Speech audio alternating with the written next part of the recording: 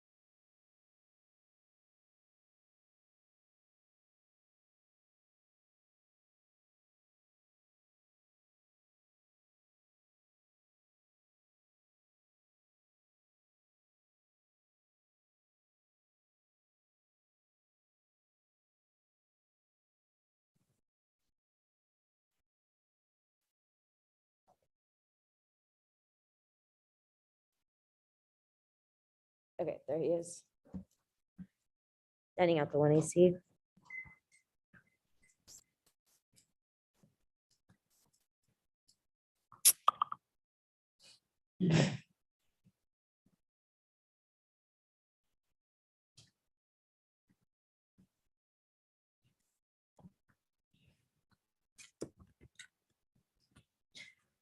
Okay, it's done.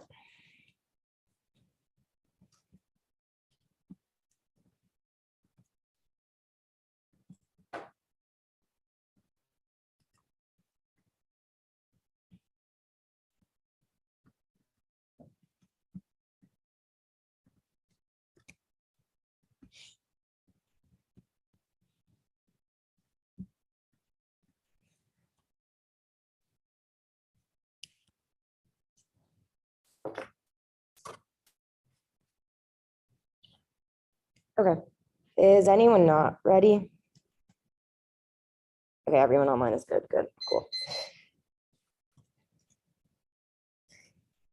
Advantage one is competition, algorithmic, dynamic prices, and anti-competitive immediate price changes, making a competitive production impossible, creates functional monopolies. That's what called 20 search pricing can satisfy antitrust competitive conduct requirement line first to price gougers not alone. The firms across the economy are adopting the practice. Search pricing is anti-competitive. It is quick and increases the gap between when a firm can respond to surging demand by increasing prices and when competitors can respond. That is anti-competitive. Extend the period during which a seller can take advantage of the lack of competition. Antitrust should intervene and can prolong the twilight of competition by prohibiting search pricing and antitrust per se rule against price fixing and similar and prolonging effects of shortage-based power through search pricing would receive similar treatment that collapses competition. That's what Woodcock 18 high prices under Uber charges and responsive charges and fall into it. More drivers stand to the market. Algorithmic prices allows prices to change more quickly than production. Mismatch between the seed of price and production is leading to harm to consumers across the economy. As search pricing spread, everything should lead to antitrust liability. Search pricing is anti-competitive and prevents competitive pricing, enabling the firm to raise prices and harm consumers. Antitrust allows search pricing. Now it harms consumers and violates the CWS. That's Woodcock 20. Antitrust laws do not prohibit price gouging. They could search pricing and could constitute conduct illegal per se under Sherman. Price gouging is both the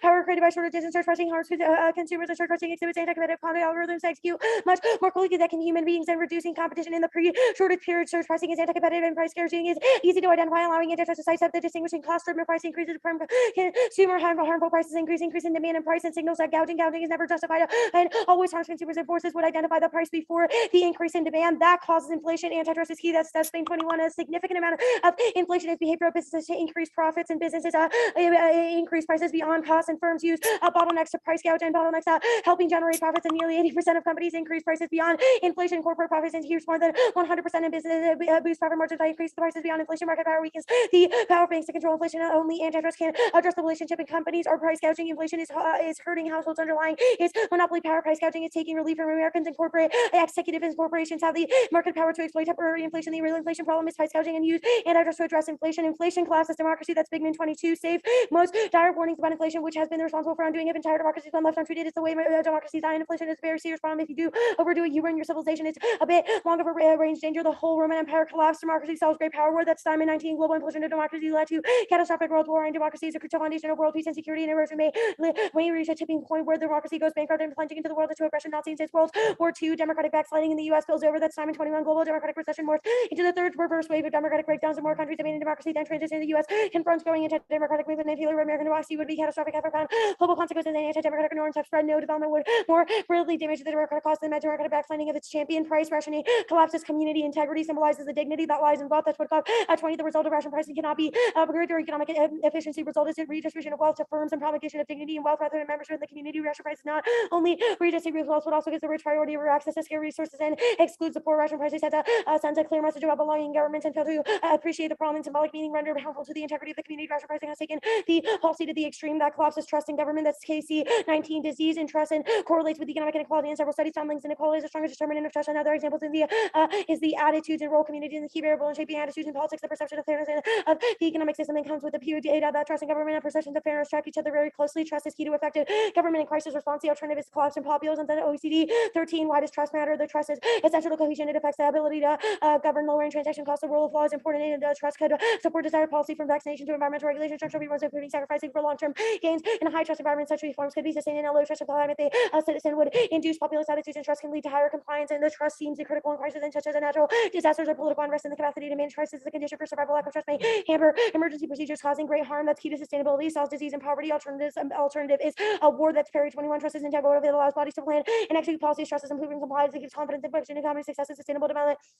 From poverty to climate change depend on trust in institutions, and to address pandemic from containment to vaccinations, confidence is associated with lower mortality. SARS, H1N1, and Ebola. Trust was crucial with crisis, and trust support extreme political views and violent conflict, and trust threatens SDGs. Disease causes extinction. That's Pamela and Armstrong.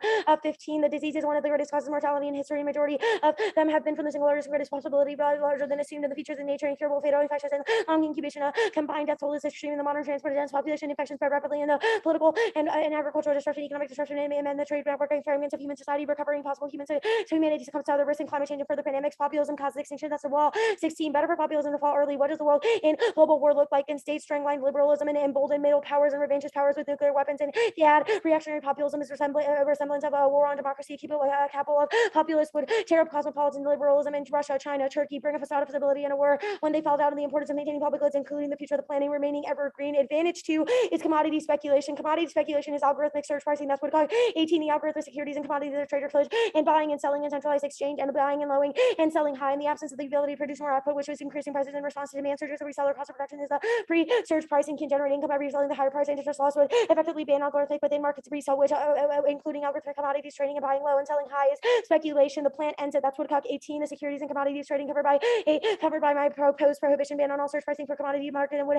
amount to a blanket prohibition on speculation. And speculation is the purchase of goods in the hope of demand, which will unexpectedly rise, and allowing the speculator to sell some markup. Speculation is the hope of surge pricing, and the rule against surge pricing would end speculation. Commodity speculation is responsible for food price spikes. That's IATPOA, the analyst research why commodity prices increase. Countries are consuming less food, and riots broke out over food prices. 77.75 million people were added to the 850 million in food insecurity. And speculation is a major contributor to extreme price volatility and skewing agricultural commodity markets to such a degree that farmers and consumers are losing out. Mathematical models and experts agree commodity speculation is key. That's Affirmative. 12. The extreme increases in global food prices led to riots and civil unrest in 28 countries. Shadow of that crisis remains high. Food prices can be fatal. Real impact is felt, and experts are pointing towards financial actors who moved into the agricultural markets and to bet that future prices of these commodities. Mathematical models only speculation can explain the spikes, and food fights are the most likely cause of global conflict, specifically Middle East war and terrorism. That's Lahan 17. The wars of the 21st century will involve failed states, rebellion, civil conflict, insurgencies, and terrorism triggered by resources given interconnectivity and food security and political instability. Food will act as a stressor in the Middle East and elsewhere, and improving food security is critical. And to a stable, secure global environment, and shortages contribute to the rising cycle of violence. Improving security, reduce conflict, and likelihood of conflict is exacerbated by scarcity is growing and difficult to address through diplomacy or force. Food wars wars are the gravest threat. That's Karagul. 22, the great pressure will form in food wars, both an internal and foreign threat, and have a security threat that spells doom and has price hikes. And food crisis led to mass eruptions. Those abroad will take the advantage of the situation. Foreign threats and attack will be plotted. This signifies war between countries and regions. Middle East war causes nuclear winter extinction. That's Rogers 19, the Roebuck. I'm going to need more cards. Roebuck is the actor of, just pull up the antitrust pick block. The Roebuck is the actor of a regional nuclear war that causes a global winter, and studies are alarming, and agriculture is going to be devastating in the global food supply and severely undercut the local war's consequences spread globally, and the proposition extends in the Middle East, and that could be the orders of a magnitude greater than considered. Nuclear terrorism causes extinction. That's retaliation. That's fun and wrath. 17, a single terrorist nuclear bomb would ripple throughout the world, and numerous studies have concluded it's possible immense, and it means even a small chance is enough to justify an intensive effort. The explosion would create a powerful blast in every direction. Communication would be destroyed, and the economic impact would be enormous, and insurance companies would reel, thousands would go bankrupt, consumer and investor confidence would be dramatically affected. The countries attacked might last on the territory, but the nuclear threshold already cost. The resulting conflict might escalate into nuclear use. The plan: the United States federal government should increase prohibitions and anti-competitive dynamic pricing. Antitrust prohibition is key. That's Woodcock. 20, the case for per se legality under antitrust and the prohibiting dynamic prices also turns to improve products and preventing them from raising prices in response to surges in demand. Banning the practice simply forces firms to continue to charge at cost prices in response to surges to sell out inventories instead of exploiting the temporary scarcity. And antitrust enforcers can't stop the practice that always leads to above cost pricing. Administratability of a ban on dynamic pricing gives courts an opportunity to protect consumers. And antitrust consumer welfare standard requires that antitrust intervene, and the consumer welfare demands a prohibition on dynamic pricing. Being dynamic pricing is an administratable remedy, and therefore requires the courts to condemn the practice. The rule reason is not required because the conduct is condemned as per se illegal per se, and the basic theory establishes that the practice must always harm consumers, makes dynamic pricing the perfect candidate for per se treatment. Restructuring the economy proves that antitrust is key. That's Woodcock 20. Per se against price gouging transform the economy, and antitrust focus on consumers and welfare and better than gouging statutes, and the statutes tend to be overbroad and underbroad, and once the new supply cost may push prices up, and the gouging underbroad apply only to certain products, and antitrust would eliminate the mismatch and apply only during genuine shortage before distribution and respond. It would be an antitrust violation to raising prices and to acquiring new inventories, and price gouging law would condemn without distinction. Making profit on a rise of share never violates the price gouging, but it would violate antitrust shortages, make the ideal moment for antitrust shaming. Expertise and private enforcement also prove that antitrust is key. That's Woodcock 18. Antitrust use the strategy of shaming. A price gouger shaming is the best purchase through antitrust laws that are backed by the expertise of two enforcement agencies dedicated to protecting consumers and private plaintiffs. And antitrust identify and arouse public ire and high pricing. Skip that. I think you're good. You're like, Okay. I'll send those cards out.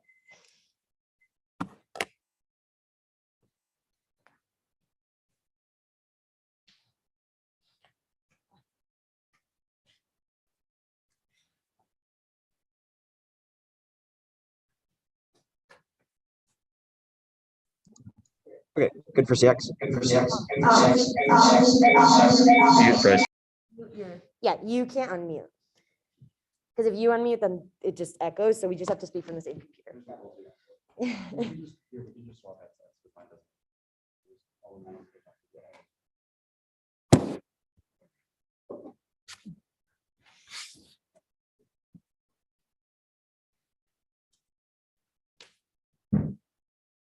Okay, can people hear me?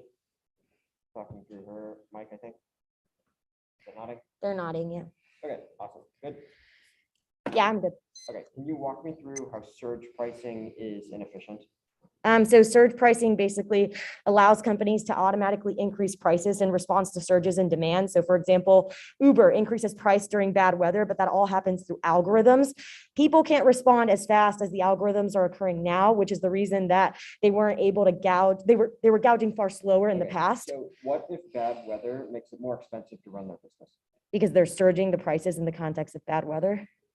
No, I'm saying, what if bad weather makes it more expensive for a company to operate, and as a Oh. result, they have to increase prices to compensate for that and keep their business model going? Right. So our argument is not that you cannot increase prices. Our argument is that you cannot algorithmically increase prices faster than supply can respond. So like a company can still raise their prices moderate to like whatever the costs of production are. They just can't use an algorithm to do it without having a like corollary argument for supply causing that cost. Okay, that makes sense. Did you send the plan in the email chain? Just to make Yes. sure. And, okay, cool. So the plan text does not say anything about algorithms, or do you think the part that says stuff about algorithms is the phrase dynamic pricing? Yes. Okay, gotcha. What evidence describes dynamic? Is it the solvency card? The Woodcock 20 card on the first advantage, and then the Woodcock 20 card on the solvency page. Okay, so It says prohibiting dynamic prices, dynamic pricing, and then goes on to explain the case for per se illegality for dynamic pricing, explains the context of Yeah, algorithms. so this piece of evidence, it says per se, I'm missing the part where it describes dynamic pricing as using an algorithm, like a literal AI algorithm. Yeah, well, that's how dynamic pricing occurs. Okay, so Woodcock obviously does not say that. So it seems like the word dynamic just in a vacuum means, fluid. So I'm confused why the plan. No, does it not doesn't, define- it does not just mean fluid. Like this, that's just how dynamic pricing occurs in the real world. Like there are algorithms that are used for Yeah, firms in I'm order to asking engage in this references practice. that suggests this is the case. Like 10 of the cards reference algorithms. Yeah, I think they're all referencing algorithms. You can also just like Google No, it. no, no. Could you give me the name of a card? that Woodcock. I'm pretty sure. No. That characterizes dynamic pricing as the algorithm. I think the Woodcock evidence, all of them characterize dynamic pricing in the context of algorithms. Okay, so there's 4 Woodcock cards. Could you point to me which one? Yeah, I think the first one is probably the best one. Okay, cool. But like, they're all definitely in the context of algorithms. Okay, makes sense. The commodity speculation argument. Yeah.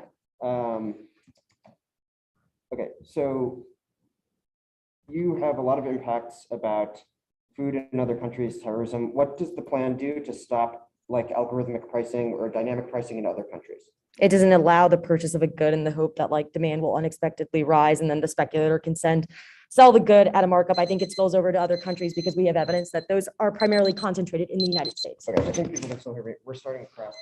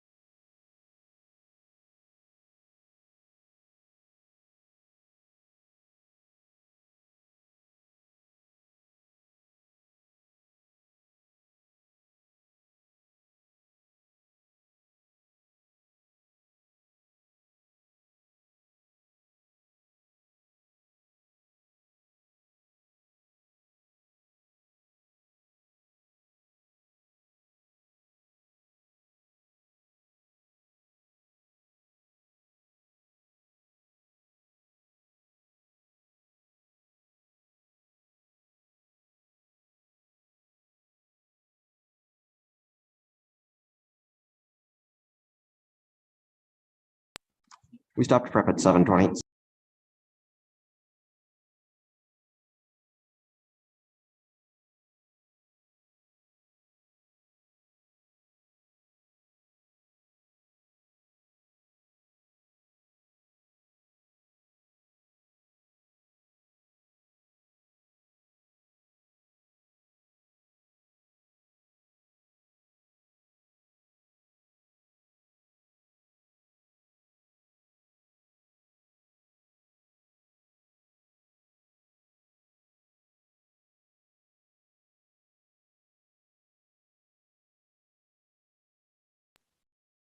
Bryce is sending.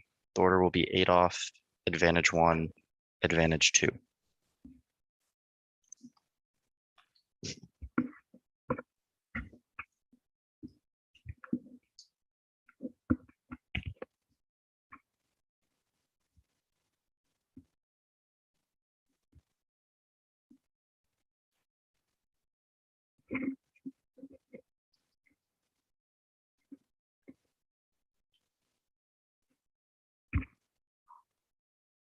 Let me know when everyone has it.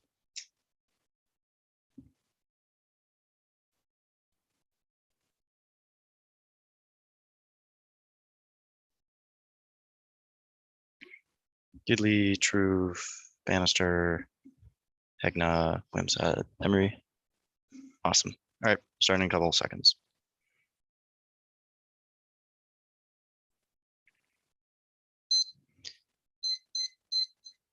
First off, the rule of reason counterplan in the United States federal government should be a rule of reason analysis, expand the scope of its antitrust practices, and restrict anti-competitive dynamic pricing. The counterplan solves without a per se prohibition. Yellow 84. According to parties, such as interest not by prohibition per se rule applies. Extra exclusion of practice by individual firms. The rule of reason and consider a number of factors justification for the practice course. Although the arrangement of potential benefits competition outweigh harm, using flexible rule of reason justification aligns with the consumer welfare standard right 17. A state of is essential enough to accommodate defenses of the course of the rule of reason rule of per se like a vertical restraint. One second, such restraints are prohibited of optic instead of adopt a flexible rule of reason. He suggests the welfare responsibility with and they're particularly sound next to chilling tea, the plan signals economy-wide doctrinal instability, antitrust, Rogerson 20, antitrust will fall over through the push pull as sort of with the Supreme Court of Atlantic 70 attributed stability, a couple of process provides a clear understanding company to be sure the fact that other factor forces could accelerate development or change the scope of antitrust and immediately by the court session interventions for everyone like the institution of division specialist on applications so proceeds to the general structure broad application beneficial conduct evolutionary pace of doctrinal development important stabilities of virtue analysts over decades and logically evidence even if some argue incorrectly the majority conclusion stakeholders knows that talk should be because there's no direction similarly lower areas for players would either do many cases an expert regulatory agency might foster more advantages that chills mergers and decimates innovation leadership until 21 but appetizing industries will harm the economy every sector will be at risk of made evaded enforcement America losing global competitiveness message could be disaster even your expensive and benefits America a government can still put a target in your market that you may decide to one at a time and effort to interfere with potential entries from shelter business from all sector innovations built on being acquired from manufacturing auto tech and like the last thing we need is a leap business without key investment the impact is extinction from autocratic tech norms Jane 19 emerging disruptive tech promise benefits, but also carriers automation will into populous movements autonomous weapons good to creators resulting in extinction of the reapers and be used for WD programs for copper center proliferate naked require I found people to recognize energy maintenance enterprise strategic stability the greatest risk comes from target overseas states dominated tech dominated either the US has been the world's innovation leader according to stability maintained I try to master track before the democratic world is going to upset global strategic stability next thing competition advocacy counterplan in the United States the federal government should increase prohibitions on anti-competitive dynamic pricing by establishing sectoral regulations and a trouble private right of action as relevant to a federal trade commission and Department of Justice should engage in informal competition advocacy regarding the aforementioned sectoral regulations. Sectoral regulators should abide by the advice of the antitrust agencies. The counterplan solves via sector-specific regulations within a formal input from the antitrust agencies without expanding the antitrust law statutory authority. FTC 06 relationship between sectoral regulators and antitrust authorities. The NDT above all the competition advocacy competition agencies, sectoral regulators, coordinated expertise regulators, and antitrust authorities were created with different and authorizing engage in advocacy for competition regulators sectors who inform sectoral regulators about efficiency and consumer welfare successful competition advocacy depends on any inherent statutory power of the competition authority but work relations with sectoral regulators into the development expertise reputation for objectivity and long-term relationships statutes require the regulators seeking rise to the competition agency in the court a substantial weight is not by another to follow the advice next to devolve counterplan the United States federal government should devolve authority to ban anti-competitive dynamic pricing to applications of state antitrust laws adopted incentive scheme for sufficient implementation including threatening contingent and preemption and establishing financial inducements and penalties and delineate the devolution of powers in a publicly available code of restrictions and savings devolve state authorities uniform not preemptive solves case without federal enforcement a Congress free to devolve how domestic powers of the state national legislative majority specified regulatory responsibility of the states to return authority to a new completely preemptive exempt from the preemption of the uniform state law states as regulated ensures that according to the position of the record of first tax and state regulation from the interest involving the power to regulate Congress and within the national licensing act of the state a legislative harmonized regulations providing for the state for some reciprocity is preemption can be described as conditions designed to encourage minimal national percentages with the threat of losing property to the as by perfect action to effect multiplies federal resource Congress competition resources of reluctant states next to Raimondo DA Commerce Secretary Raimondo will get a bipartisan compromise on China competition bill which solves tax dominance but maintaining capital under moderate credentials or Keymeyer through 23 It's commerce secretary Roman's to help cut the time is running out of Roman while working to have a lawmakers reach an agreement on damn like reasons Congress every single day until the past Roman British reputation of moderate at a time when bitter partisanship frames the challenge is to try to keep Senate Republicans that grows harder with every day's midterms approach plan trades off trades a PC Charleston 20 Charles 21 the path for legislative reform it remains extremely complicated. A prospect depends on significant over the members of Congress and congressional leadership hardly to spend the time and peace and necessary to pass a reform bill in light of competing parties in the Congress national calendar aspects appears some but it remains to be seen. Bill solves warming bulker a total U.S. government invested in the tech is followed by a 60% of the historical opportunity to divert future competitors. The U.S. must use the way to cultivate settling international innovation strategy. The bipartisan and partisan step in putting America's technology to tackle climate change. The legislative proposal will accelerate innovation and technology. The future warming causes extinction. Fix 18 climate change. The life on Earth short-term climate change will make the world dangerous. The resource scarcity cause wars. The world is lower. There is no other chance matter because humans will survive to the cosmos. As makers need every tool. The U.S. leads by example. The missions all to develop doors will open. Next, the floodgates. State federal courts. A clog of troubled suits. They manage the burden with procedural floodgates. Turn through federal judges. Federal gates of litigation. A case argument occurs in the motion of the antitrust law. Images provide incentive for someone to march claim to counter an enterprise of a show against the court. The fear the courts will be involved with antitrust litigation cases. Establish a new right of action. The plan causes the federal judiciary to react with anti-plaintiff antitrust hurdles. Stone 10 antitrust system is forward the proliferation of private actions inspired a dare to cause protection. The cautionary tale is opening floodgates and interest claim a favor time by plaintiffs and only the shortest of temporal horizon. Both the system reacts accordingly. More expensive antitrust litigation has its will continue to concern for strong private right of action and antitrust checks federal class actions prevents domestic price fixing cartels and economic collapse. 16 for federal antitrust violations protecting consumers from price fixing private antitrust and systems required to limit resources to achieve more powerful litigation posture court. Arts have found antitrust claim to be well suited for class action without class action court. Cartels that afflict widespread economic harm have little fear from trouble damages that document benefits by analyzing 60 largest successful cases. These return 30 billion in cash figures do not include on excess comes relief for president. They significantly understand the actual benefits impact is global war hostility debate into order of the US will limit the best power country out and China and Russia are actors together with climate world terror to see the power and policy against the home work and working order opposite the US national security requires financial resources the better US is doing economic more resources to better about the most basic will be economic growth. Next topicality scope topical apps must prohibit practices currently excluded from antitrust review as opposed to practices permitted but not immune from competition analysis. Scope is the range of subject covered by the core antitrust note that the range of a subject covered in any antitrust context. So it means any economic activity not illegally exempted. First, the scope of antitrust how much of the economy is out of the scope of antitrust defined interprets the capital immunity to statutory and statutory directly affect the application and extent of the laws. They violate practices they ban are already evaluated in the scope of antitrust, even if they've been deemed pro-competitive, vote negative, and focusing on clearly exempted areas ensures a predictable limited basis for apps that have to make large doctrinal changes. Next, the inducements counterplan. The United States federal government should increase ongoing inducements to anti-competitive dynamic to pro-competitive dynamic pricing, fix the counterplan text by at least expanding the scope of its core antitrust law and requesting increased financial reporting and compliance programs. Inducement solves without prohibiting conduct. For some, a 20 encouraging devices equal to firm self-enforcement, improved enforcement, untoward enforcement because it's incentivizing effort, or to comply and incentivizing research effective competition policy. As you should focus on preventing conduct the negative incentives. I just find distinction that is not of useful as long as the tax rates are partial fines. So it's just a sign of price and our compliance policy makers should be more focused on just growth and to competitive contact incentive terms that expose the factors of enforcement. Alternative would be to comply with the RGT in order to function within an organization. There would be no need for finding it all. If it's the word pro-competitive, I said that for the counterplan text. Just send out the correct one.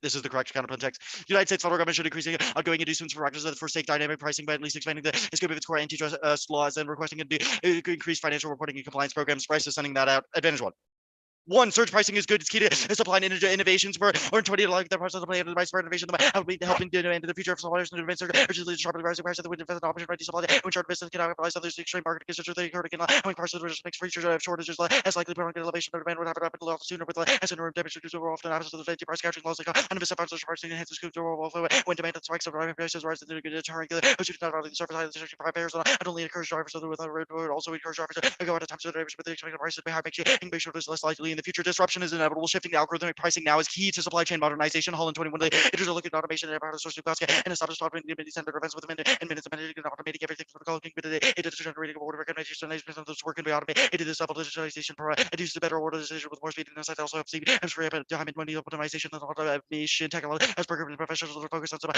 supply resolutions of the complex product or corporate goals to drive innovation that is 65% of supply chain leaders see the operations of predictive or insights driven. He's already utilizing advanced data analytics of clear opportunity to strengthen their system with automation process disruptions going anywhere and leveraging optimization companies and face the future with increased agility, continuity and resiliency depends on it. Square solves advantage two. Advantage two. 1. No food wars could be 14. Immigrant workers are to realize the quantitative substances ideas of specific countries hardly account for conditions that are for difficult and rights quantitative empirical analysis adjust states cooperative rather than fights agreements of peace for society. It means essentially gives us prevent conflict, conflict, horse and disputes and tensions that not armed hostilities. 2. No war in the Middle East about another 16 in culture the early 21st and the occurs in the 20s the development of the role of average major powers external limits military of security guarantees the main reason response abolish the limited containment despite the central of the Middle East global policy establish limitations of course that has not been very different from the approach taken by the US or China to Afghanistan. 3. No nuclear deal. The 18 terrorists of the limited decided to go nuclear even and with the sponsor includes trusting collaborators and transporting government administrators to sophisticated shop and maybe aiming for destination while hiding vast global surveillance that unlikely to get a bomb because the country was and to people in order they likely to still want to take nuclear security seriously. Go back to advantage 1. 2. No populism impact. Typically 20 billion per USA. And Japanese is an artifact of global Africa. Trump's approach already appeals to many Americans that would go even stronger. Meaning the best part of the country is not the same thing as many gamers or after the private propagation, aging, and automation will benefit and the capitalism burdens for the older population. Job losses from new tech will also lead to the floods of international institutions. Let me sit down. Oh, I'm good for gross. Oh, word. Okay.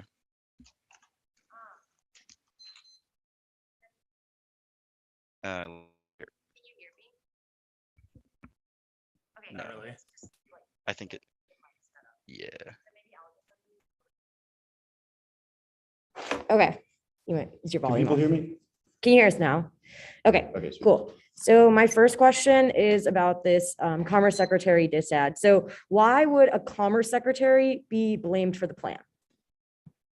We think it's about backlash to the plan, i.e. to pass the plan. you Okay, need to- so your argument is Raimondo is trying to convince Congress, is using PC to convince Congress.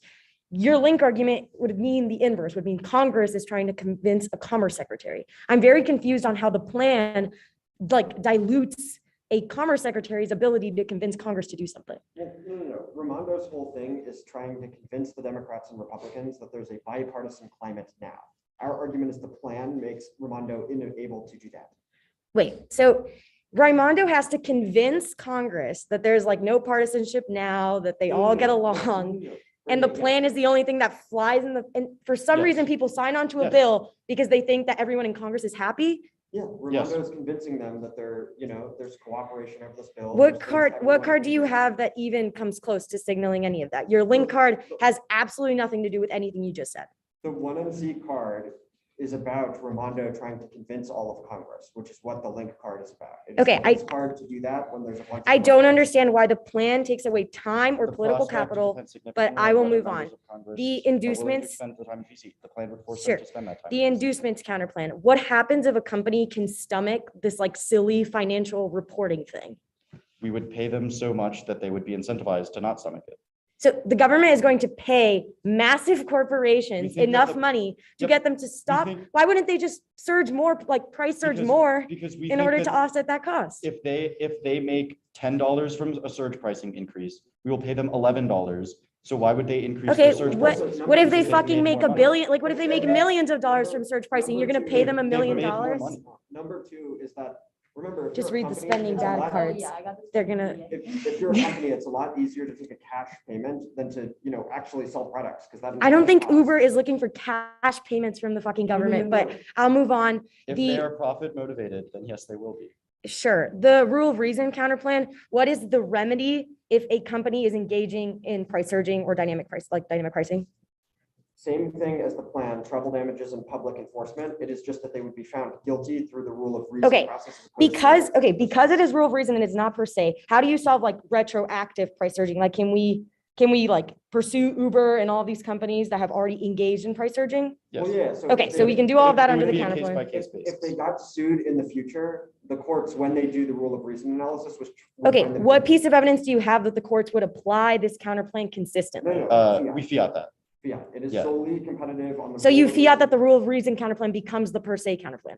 Yeah, I don't, it's so you still- no, consistently. It does No, not no, no, become no. a per se rule. Rule of reason and per se are distinct because the I- rule of reason applies. on a No, I case-by-case understand that, but basis. you make it not case by case, or it's still case by case? It is still case by Okay. case. But we fiat the outcomes. Okay.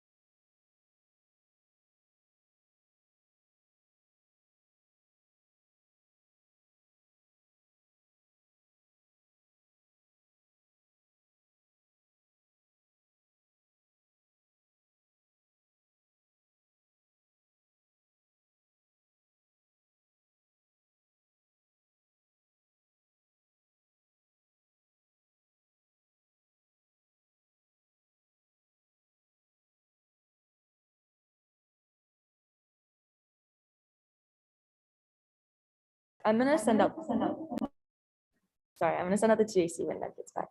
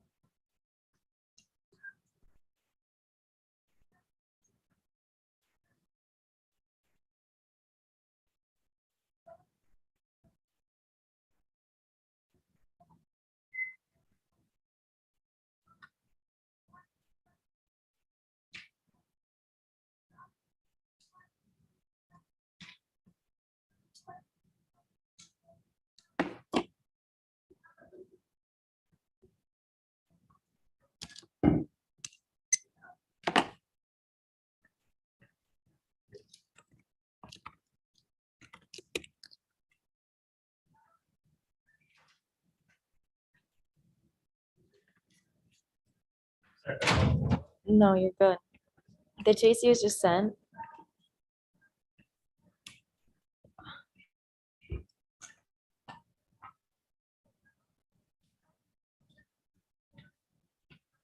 Okay, if everyone's good for an order, it's the competition advantage, the speculation advantage, T, rule of reason counterplan, competition advocacy counterplan, devolution, inducements,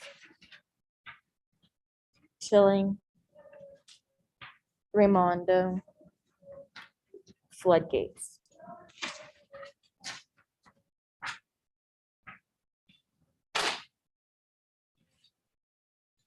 Does anyone need that again? Okay, it's the competition advantage, the speculation advantage, topicality, competition advocacy, devolution, inducements, chilling, Raimondo, floodgates.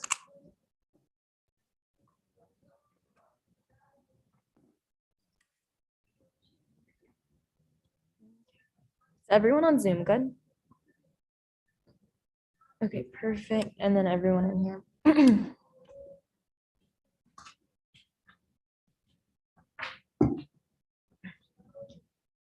Trust is the conflict filter enable solution to poverty and conflict. Otherwise, extremism escalates as rare disease causes extinction, traits exist in nature to create an existential pandemic. Globalization feels like fast transition that quickly as transition to lethality. That's Pamela. No turn the plane does not prevent price increases. It makes it so algorithmic. Dynamic pricing is anti-competitive. That makes it impossible for consumers to make rational decisions. It does not benefit welfare. Woodcock 18 redistribution of wealth from consumers. The firm makes surge pricing harmful to consumers. The classic antidote where the firm would have to choose the research pricing cover cost. The firm does not need to raise prices during the surge. The firm now can make raise prices before the higher prices are needed during that period, which means outputs remain fixed. Any increase in the price by the firm surge pricing does harm to consumers. The innovation aspect of the term will be answered on the innovation. DA does not disrupt AI, prevents use of algorithms and pricing, but not broadly. The whole and evidence says that automation is going to comprise 90% of work. That's bad when it comes to pricing and stock speculation, but we don't prevent it. Otherwise, I also didn't read an impact to this argument. Democracy solves global power war, deters rising powers, and ensures peace. That's diamond. Yes, impact causes quick escalation. Populist powers are rising, and only trust can solve it. They can see that internally speculation advantage. Algorithmic speculation escalates all conflict. Massive price swings cause commodity volatility, sparks riots and conflict that go nuclear. That's deconstructed conflict in Africa goes nuclear. Drop instability draws in nuclear powers and destabilizes states. That's media. Yes, food shocks cause extinction. They breed instability and force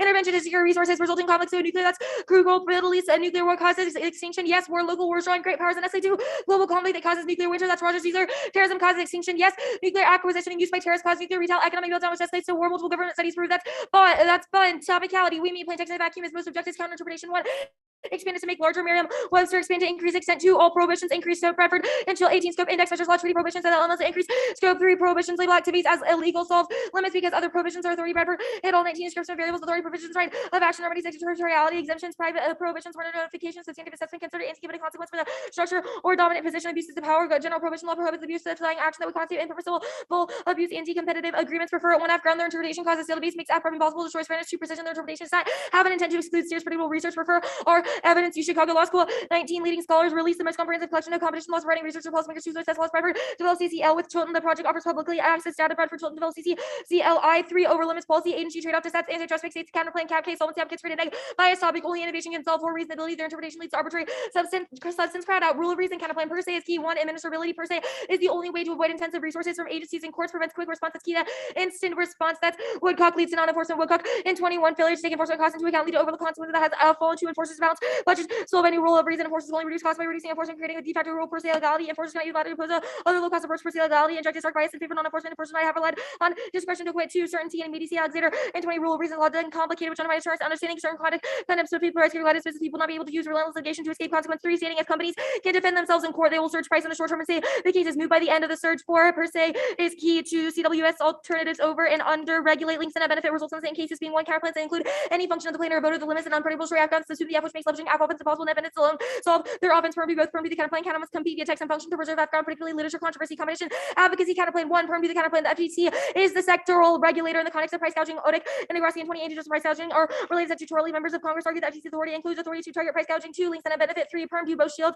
4 multi-actor fiat is voting issues outside ground 5 antitrust is key subpoint A restructures the economy regulations outside of the CWS are necessarily over and under inclusive statutes only apply to certain products and can't change to match the pace of economic developments antitrust eliminates mismatch only the plan can prevent dogged real estate bubbles that's Woodcock subpoint B shaming expertise and private enforcement protects consumers and arouses public ire toward higher pricing which forces change it's that's Woodcock subpoint C agencies fail courts rule against them only congressional action pertaining to antitrust is key devolution counterplan is the voter distorts Afghan and research by judging discretion from the action to the actor completely divorced from the literature only deficit states is preemption links and a benefit worse for prices red states would implement insane laws enforcement single fed is key housing and 20 federal legislation need to protect consumers we see a nationwide surge in price gouging we need struggle for antitrust gouging law disparate standards among states presents a challenge each is unique federal price gouging law would ensure no gas FTC allow for more expedited enforcement instead of warning structured price gougers and enabling audits the sellers legislation send a strong and clear message uniformly public citizen and 20 public citizens fighting against price gouging by advocating uniform federal protection by and the practice for uniform federal protection against price gouging that would serve as the floor perm both firm to the counterplan evolution fails sponsor for antitrust enforcement by states to bring a statute on a federal antitrust law. State attorney generals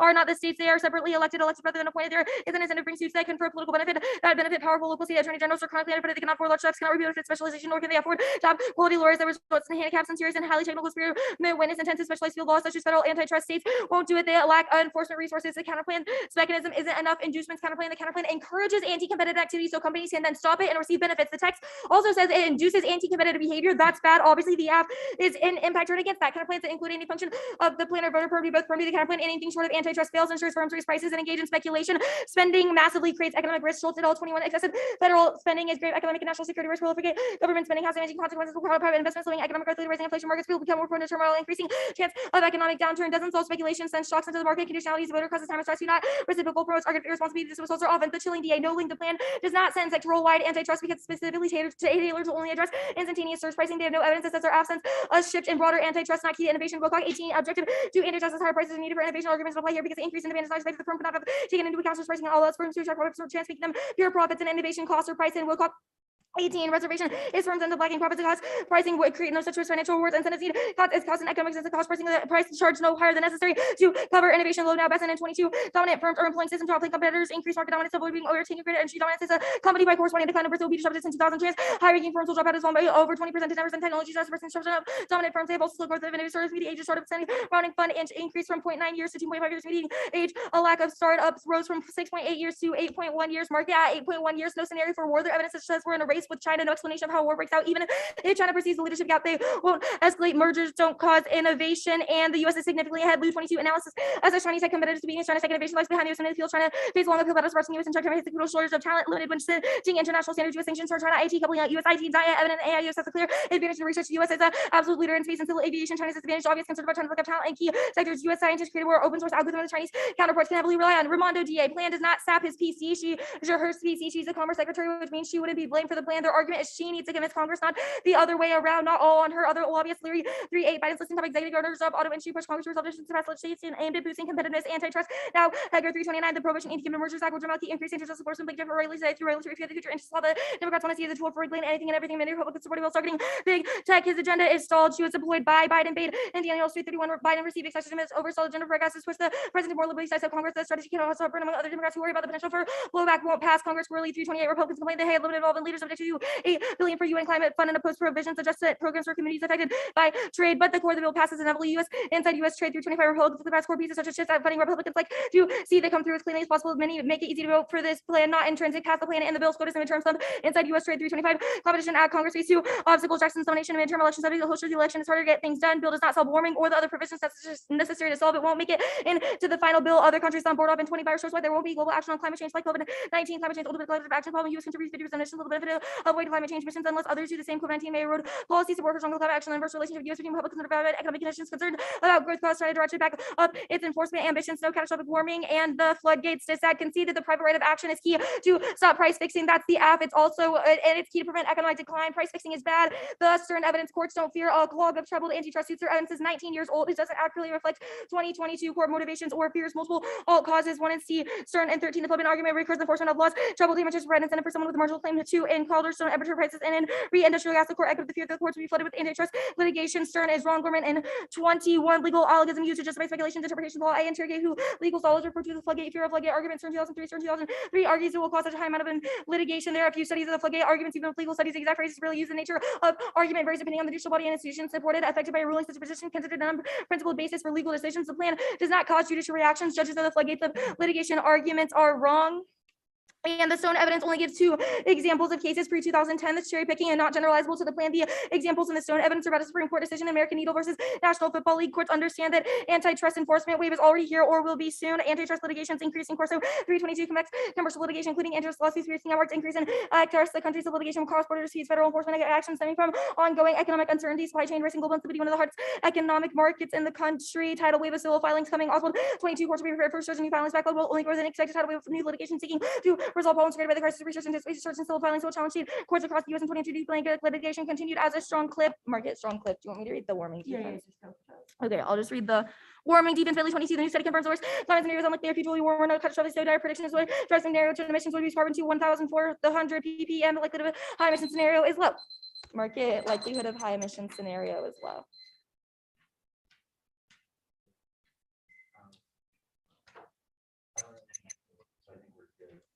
Okay, yeah, as long as everyone can hear you through mine, I'll get closer to you. Is there an echo? Don't unmute. Like, let's just use one like Alright, computer. whatever. Well, it'll echo if we both are unmuted.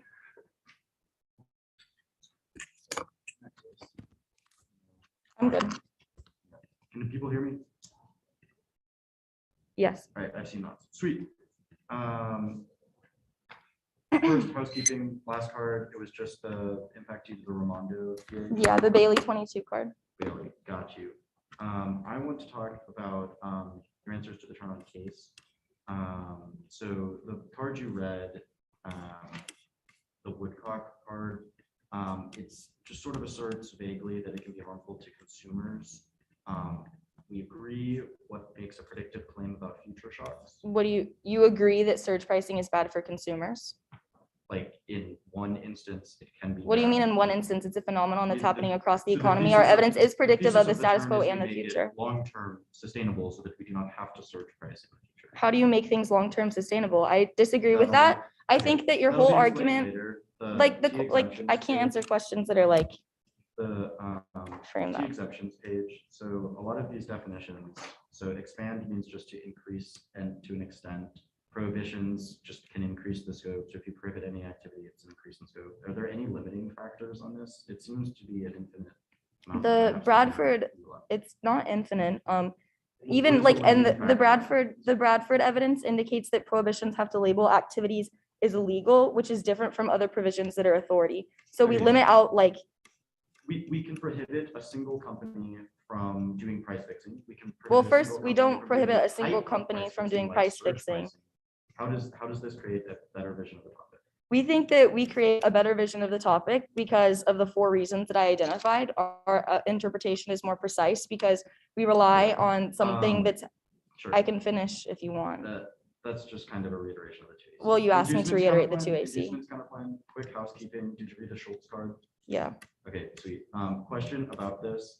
The counterplan would, just fund companies to not do anti-competitive activity. Walk me through how it would encourage that anti-competitive activity. Because in order to receive funding from the government that is a net profit, companies would engage in the activity in the first place. We think that that causes inflation in the short term before the government can pay billions of dollars to companies. So the counterplan would fiat that we would give money to companies that have forsaken that. First, we that think incentivize them to engage in anti-competitive activity. because in order to receive funds from the government, they have to engage in the activity in the first place, which we think is going to cause inflation in the short term because it's going to be a long process for the government to suddenly give billions of dollars away to corporations to calculate Sure thing. their net earnings. That also is going to Floodgates collapse CA the economy. Sure. Floodgates CA, a lot of your indicts of Stern are just, citing the arguments that Stern is saying for why the floodgates don't exist.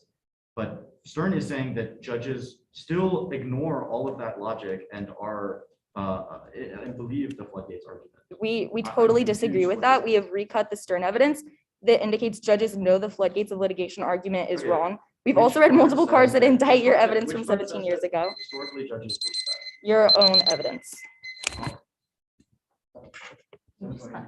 Yeah.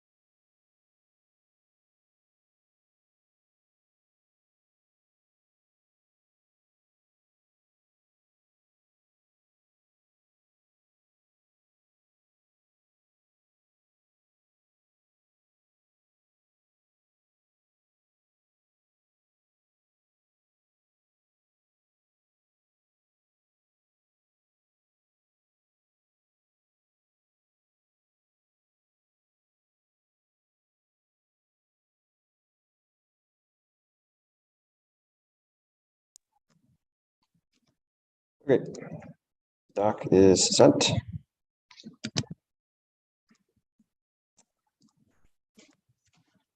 And with that, are people good for an order? We have everyone. Let me make sure. 1, 2, 3. Yep, cool. It is going to be the inducements counterplan, devolve counterplan, competition advocacy counterplan, the rule of reason counterplan,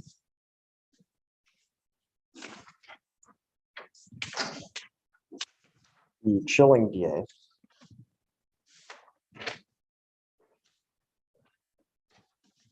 then advantage 1, advantage 2.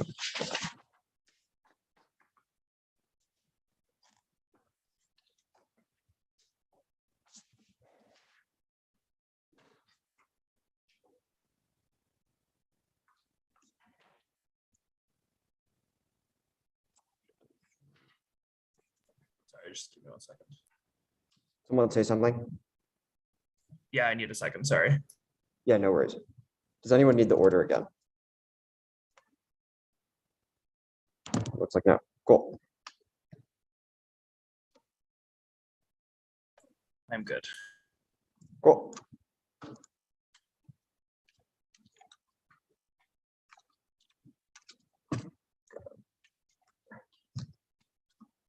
Alrighty.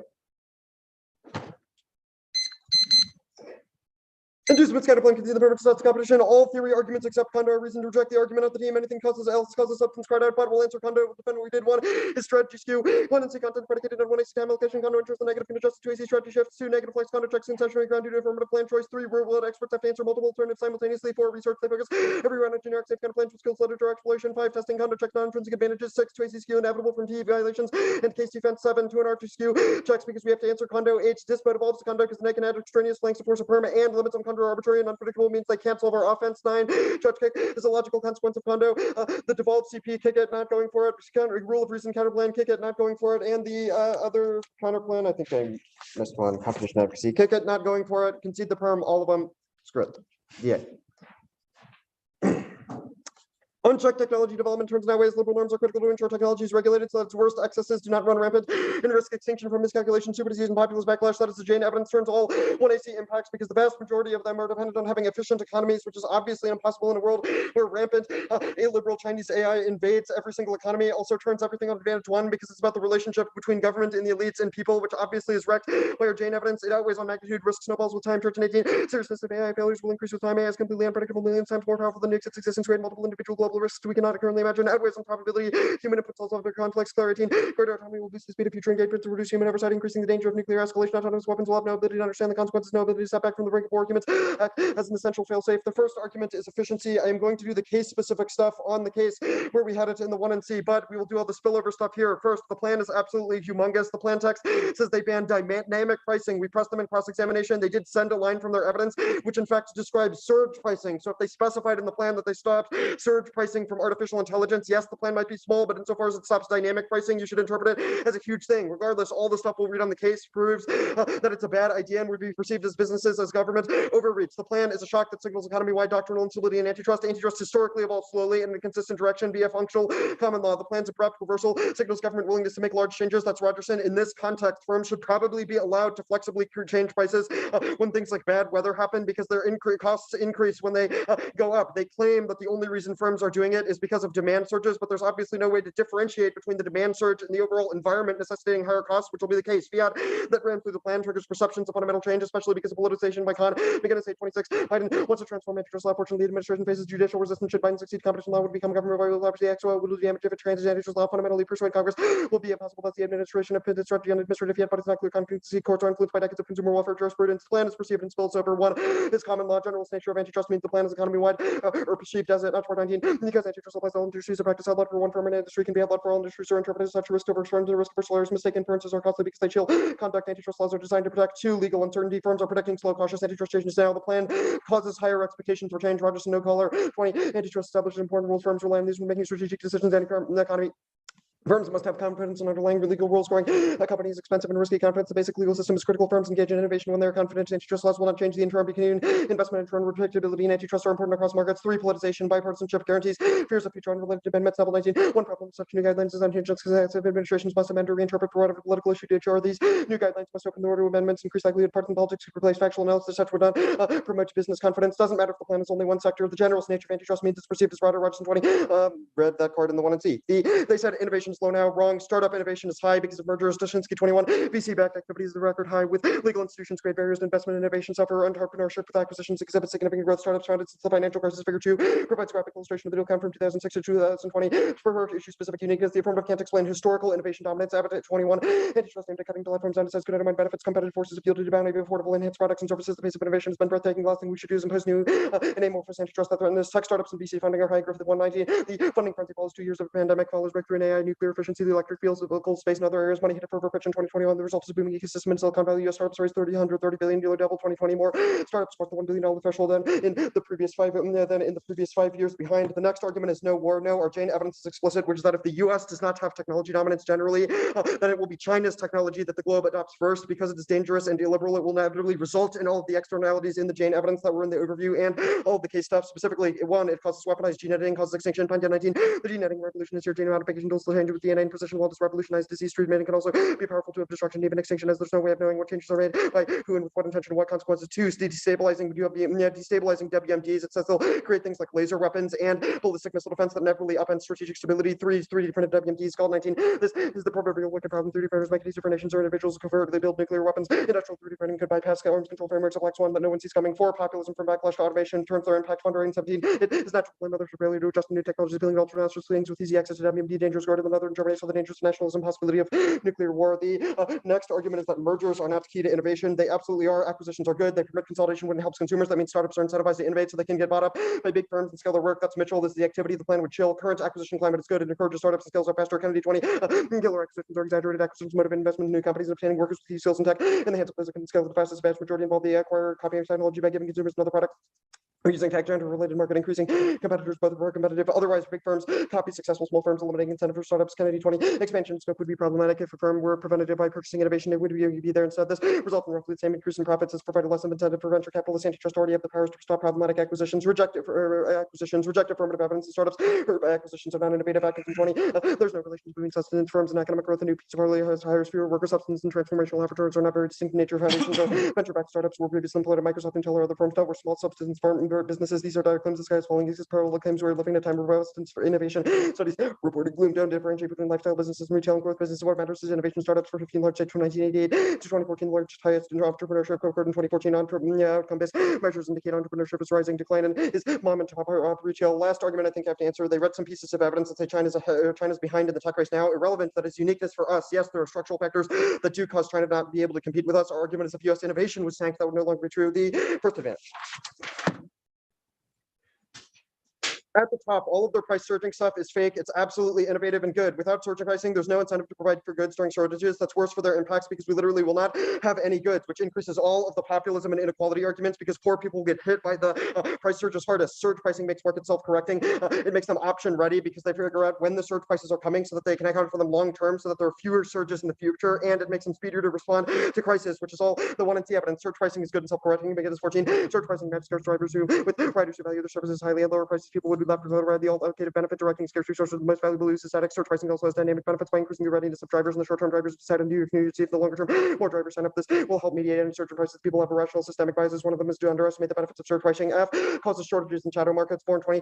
Restricting the sale price to product below its underlying market price will produce shortages, reduce the incentive to sharply elevate demand, encourage suppliers to sell in shadow markets, allocate random resources, reduce the willingness of suppliers to incur the large costs of adjusting. Mark the card at adjusting their offense. They do not have an internal link to the back half of this advantage. Their evidence about the community stuff says that price gouging contributes to a perception that elites in government don't care about poor people. Not that it is the only reason, which means that things like lack of job and education access, cultural divides over abortion, etc., all thump all the impacts on this, which I think was the disease and democracy stuff. Regardless, also no populism.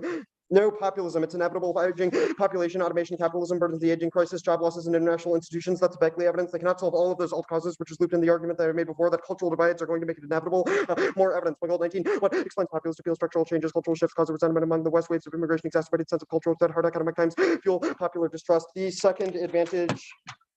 No 1 and C1, no food wars, single country studies are too limited, utilizing a qualitative approach. Prefer state-to-state co-op in any in a country that does not occur, simple disputes, tension, not armed conflict. That's the Kubi evidence. Absolutely no food wars. The countries that matter are resilient. Clip 16. Current research does not indicate a link between food and conflict. In many cases, food or price research shocks without conflict factors determining resilience or whether food insecurity is combined with other stressors. It would be too simplistic to suggest it was primary driver. Other countries have institutions providing help assistance affected during crisis. Developing countries experience more protests. This is the difference between Haiti versus Mexico. The Philippines' institutional strength existed. Food shocks did not spur deteriorating security.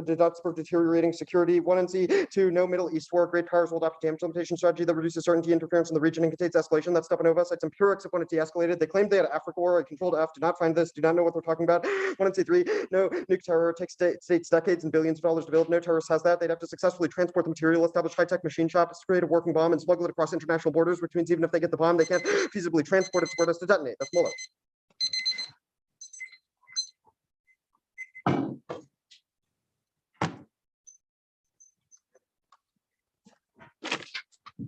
Are you good for cross sections and everyone's here? Give me a sec because we got.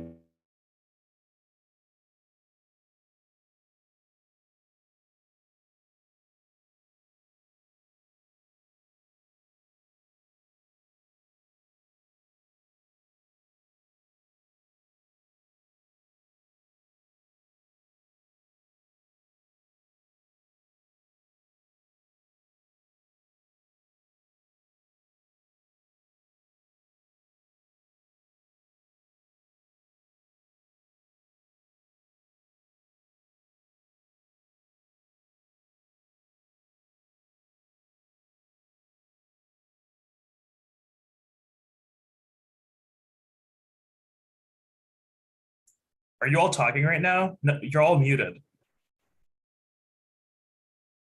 No, nobody online can hear you. Okay.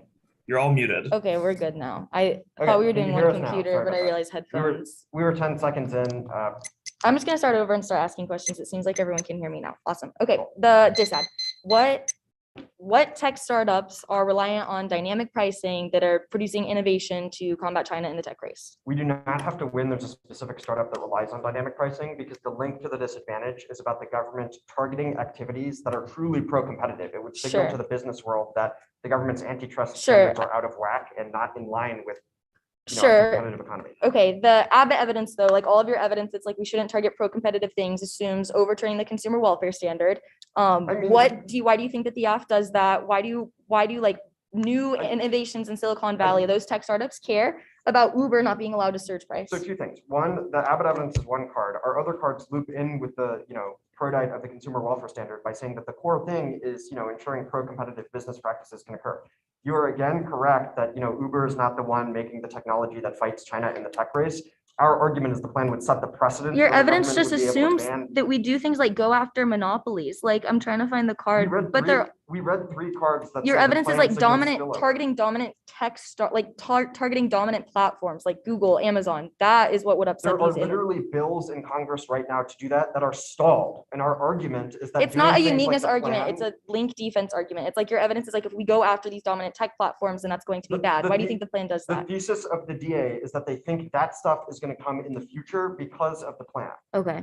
You don't have to win that the plan chills. It's I'm- that the plan creates perceptions of more policies in the future that chill. That's what all Okay. our ev is about. Okay, I'm gonna ask a different question about the internal link. You have explicitly conceded in your speech that China is super far behind the US. We're sanctioning them. They don't have talent to develop technology. Why does it matter if the plan stalls US innovation if China's irreparably behind? Because if US innovation collapses, we would then be behind. You're like US is ahead now. That's our uniqueness argument. You're But correct, there are some structures. Why do you think that if China doesn't have like the talent or the US is sanctioning them technologically, that they'll be able to catch up? Because US innovation collapses. But okay, the case arguments, why is dynamic pricing key to allow like firm profits and like in Oh, innovation? easy. Because because an important premise of that question is that the plan does not prevent firms from increasing prices once they've sold out. So 1, disagree with that premise. What do And you then mean? 2, all of our evidence says that, the way you've criticized surge pricing firms would not be able to react to changes in the environment. Why not is just it consumers. important? Why is it important for algorithms to make decisions faster than consumers can adjust? Because algorithms can do that faster than business planners. Why can. is that? Why Those is are that good consistent- though? Like, why shouldn't it be that consumers buy all the product Because and then a if- company if then I'm- increases their if prices I'm because a the real demand business is and the high? weather event makes it more costly for me to operate, and an algorithm predicts what's going to happen faster, my business gets hit a lot less hard. Okay. Okay, we're gonna take a break. Okay, 8:41. 1 second.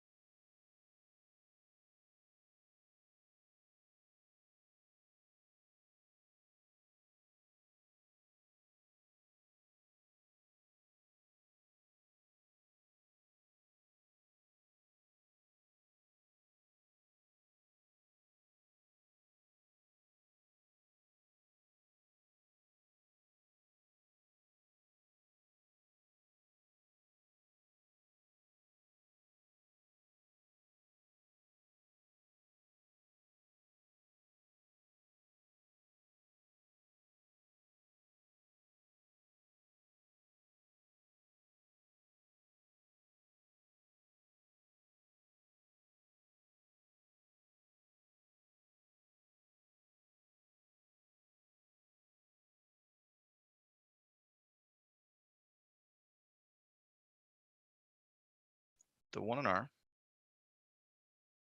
has been sent. The order is going to be floodgates, Ramondo. Hey, I think you started talking before I put my headphones in. Sorry about that. Oh, sorry. Were you Yeah, giving the sure. order? Yep. Order is going to be the floodgates DA. Hey, Bryce, can you take your stand? Thank you. The floodgates DA, Ramondo DA, T.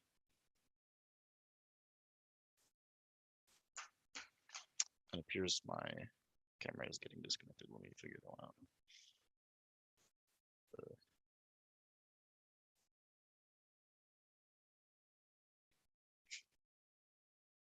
I'm gonna give it one more try. All right, I'm giving up. People can hear me. I'm not disconnected elsewhere, right? Okay, word. Let me know when everybody has the 1R. Right, Bannister needs a second, or was that a thumbs up? Okay, Bannister's good. And then everyone else I saw is good. So whenever Bryce, you got it. Okay, starting in a couple seconds.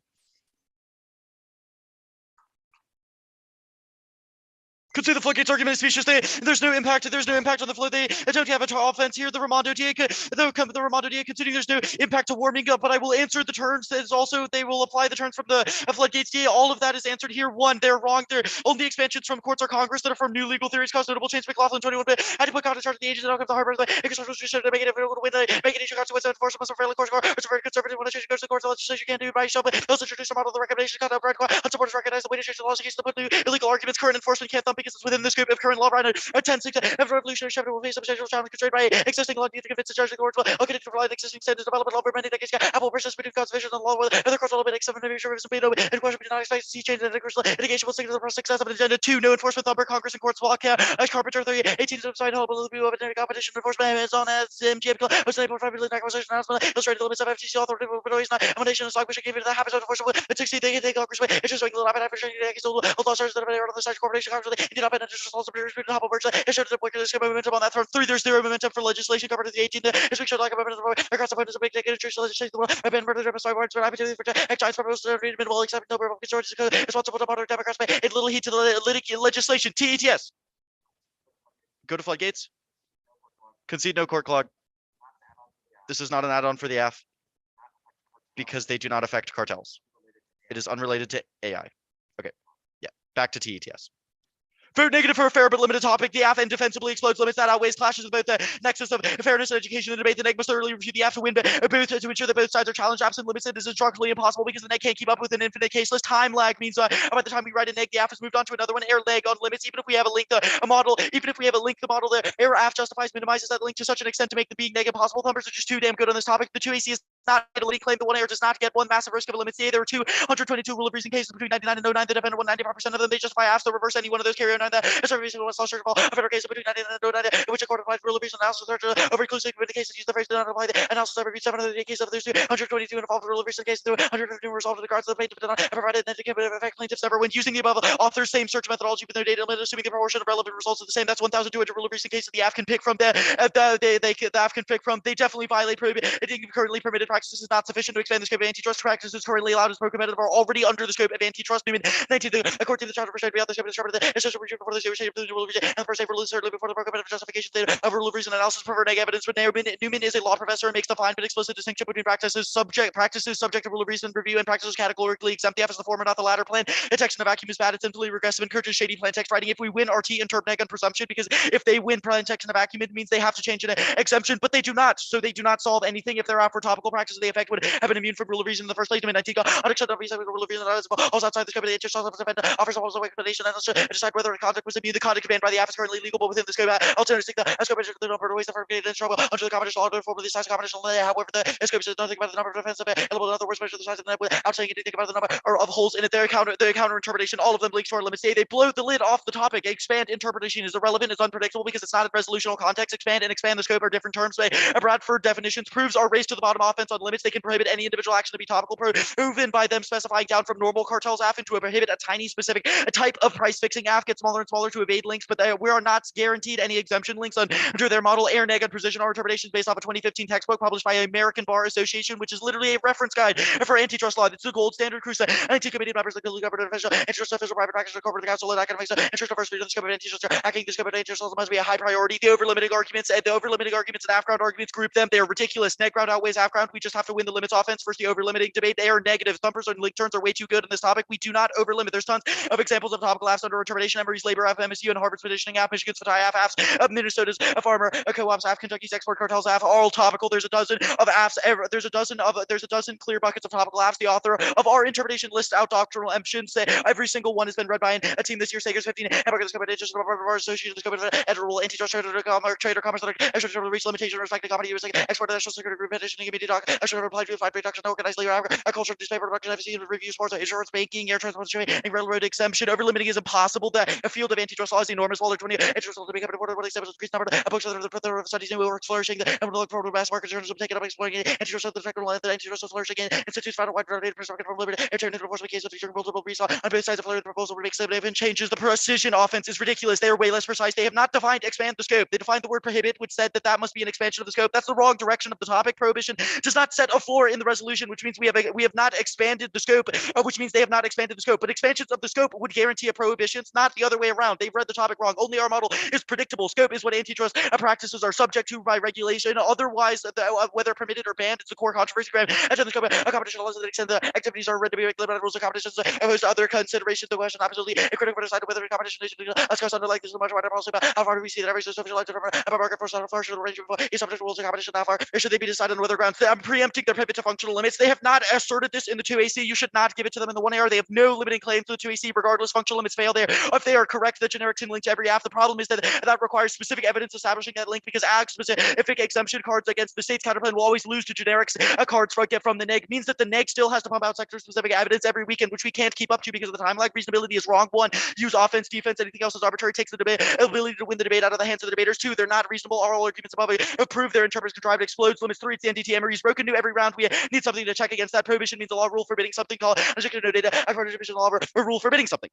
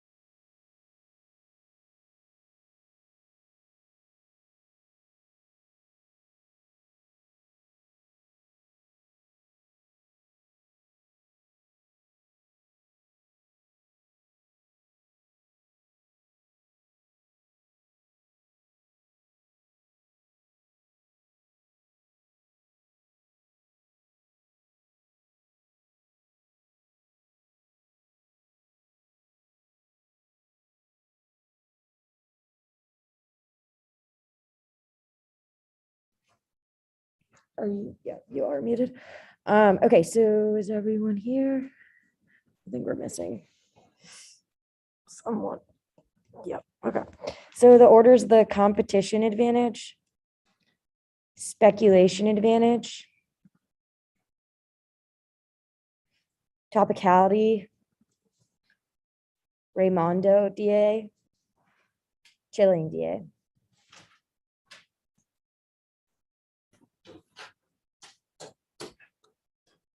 This day. There's this over there. Yeah.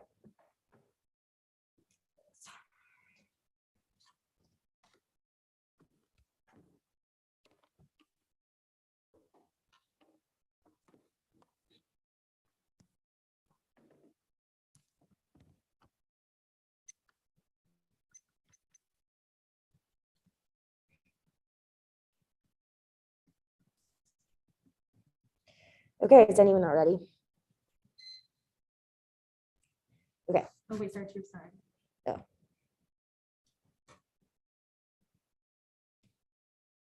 Okay, he's good. Cool.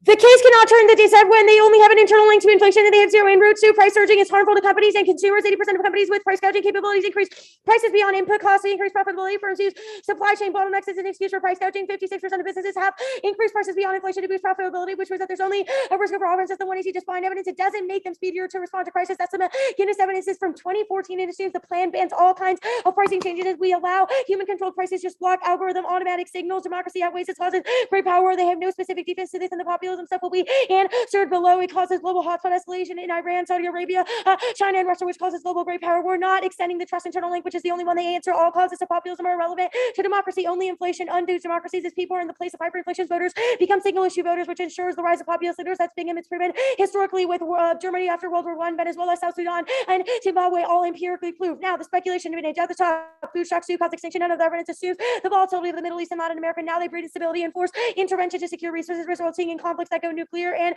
Middle East war does cause extinction. Local wars drawn in great powers and escalates to global conflict that causes nuclear winter. No damn limitation now due to Nigerian government instability. Can see no impact in nuke terror. We're not going for it. And the all causes to populism don't answer the democracy here, but do take out their offensive, their external offense on the dissent. Topicality at the top. The plan does not explode limits. New affirmatives are on. Answered by core generics like the rights counterplan and the CAC, but they have zero reason why they solve any of their offense. One, any half could just say we meet X activity is currently not tried because its negative impact doesn't count as commerce, which is like the largest exemption. To any subset of the exemption is T, aka there's a First Amendment exception. Michigan's didn't remove it. It just said it didn't apply to hiring cartels in the rabbinical market. There is a state exception. Northwestern's F didn't remove it. They just said it didn't apply unless it was approval given. So there's not just a single F in every of these incidents, but tons of different affirmatives which proves that they still explode limits. 3, no limited case list. Michigan and U, Georgetown, and Minnesota all read different interpretation evidence in the context of the case list. 4, antitrust commissions determined the list is too long to research. That's 4, 06 immunities and exemptions.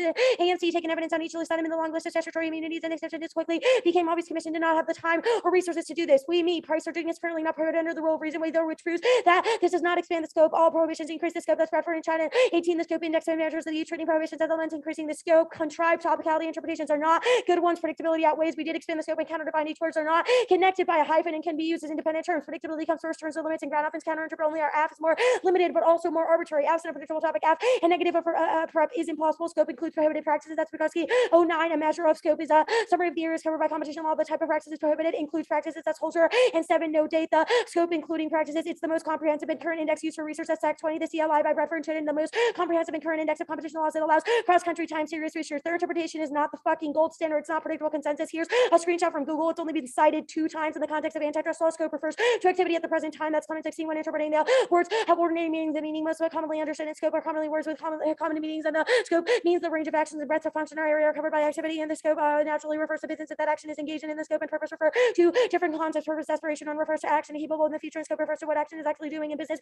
is or has engaged in. Scope is legal application. That's person 14. Scope of the law refers to how broadly that provision applies, and prohibitions just entail disallowing specific actions. That modifies the rest of the sentence. That's Blackman 92. The definition suggests that actions disallowed governing authority and defining prohibition as a tactic and prohibiting something as an indirection. The increased definition was extended above. We don't exactly disagree on that, and regardless if we redefine scope and expand, then it should obviously modify the rest. Our labor affirmative isn't an exemption at all. Their substance and nor offense. An exemption exceptions proves that they don't solve any of their limits argument. We're not extending over limiting, but reasonability outweighs competing interpretations are plaid. Block time allocation, the cult of limits means the negative auto wins on offense and defense. They will look for marginally better. That excludes the affirmative, encourages global shifting, substance crowd out, and prevents substantive research. We just need to win that our interest is debatable. The neg on this topic is phenomenal. Judge intervention is inevitable, and there's a limited affirmative literature base and fire counterplans. Antitrust is undefined. That's Rockefeller 07. Antitrust has no fixed content and cycle definition because antitrust has no fixed meaning. Neither can antitrust law, and antitrust law gives students a feeling that terms and meaning which they do not. Competition is equally meaningless to competition. That Shelper 18. Antitrust is not defined. It is not the coherent set of rules. You cannot look it up. And antitrust has no fixed contents equally. There is no consensus on competition. The Raimondo dissent concede no antitrust now, no spillover. FTC and Congress hates antitrust. The reaction to the plan would be to immediately retreat from other antitrust paralyses, which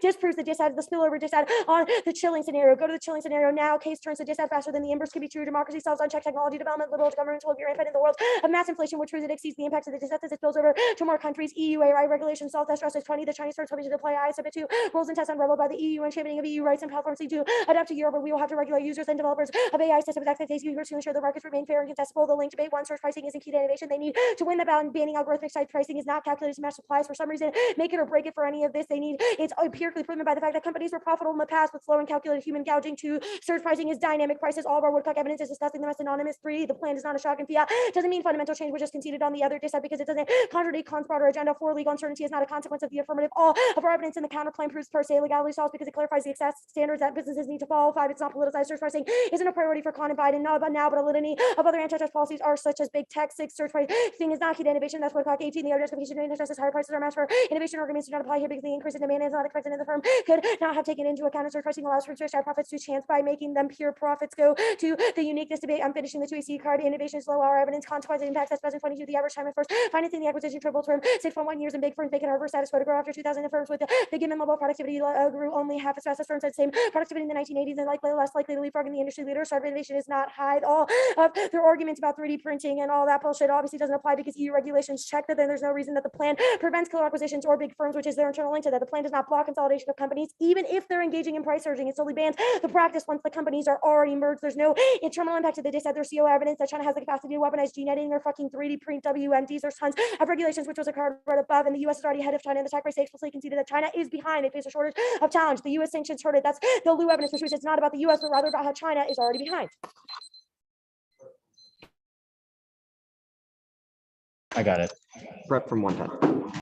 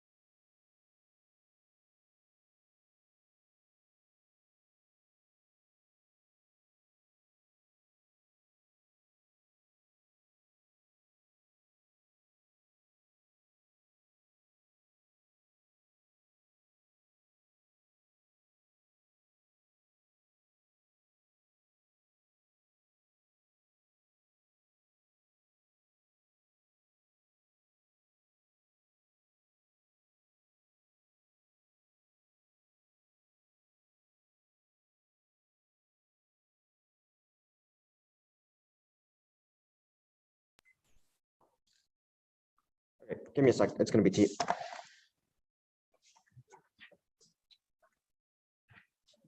Might be waiting on some people.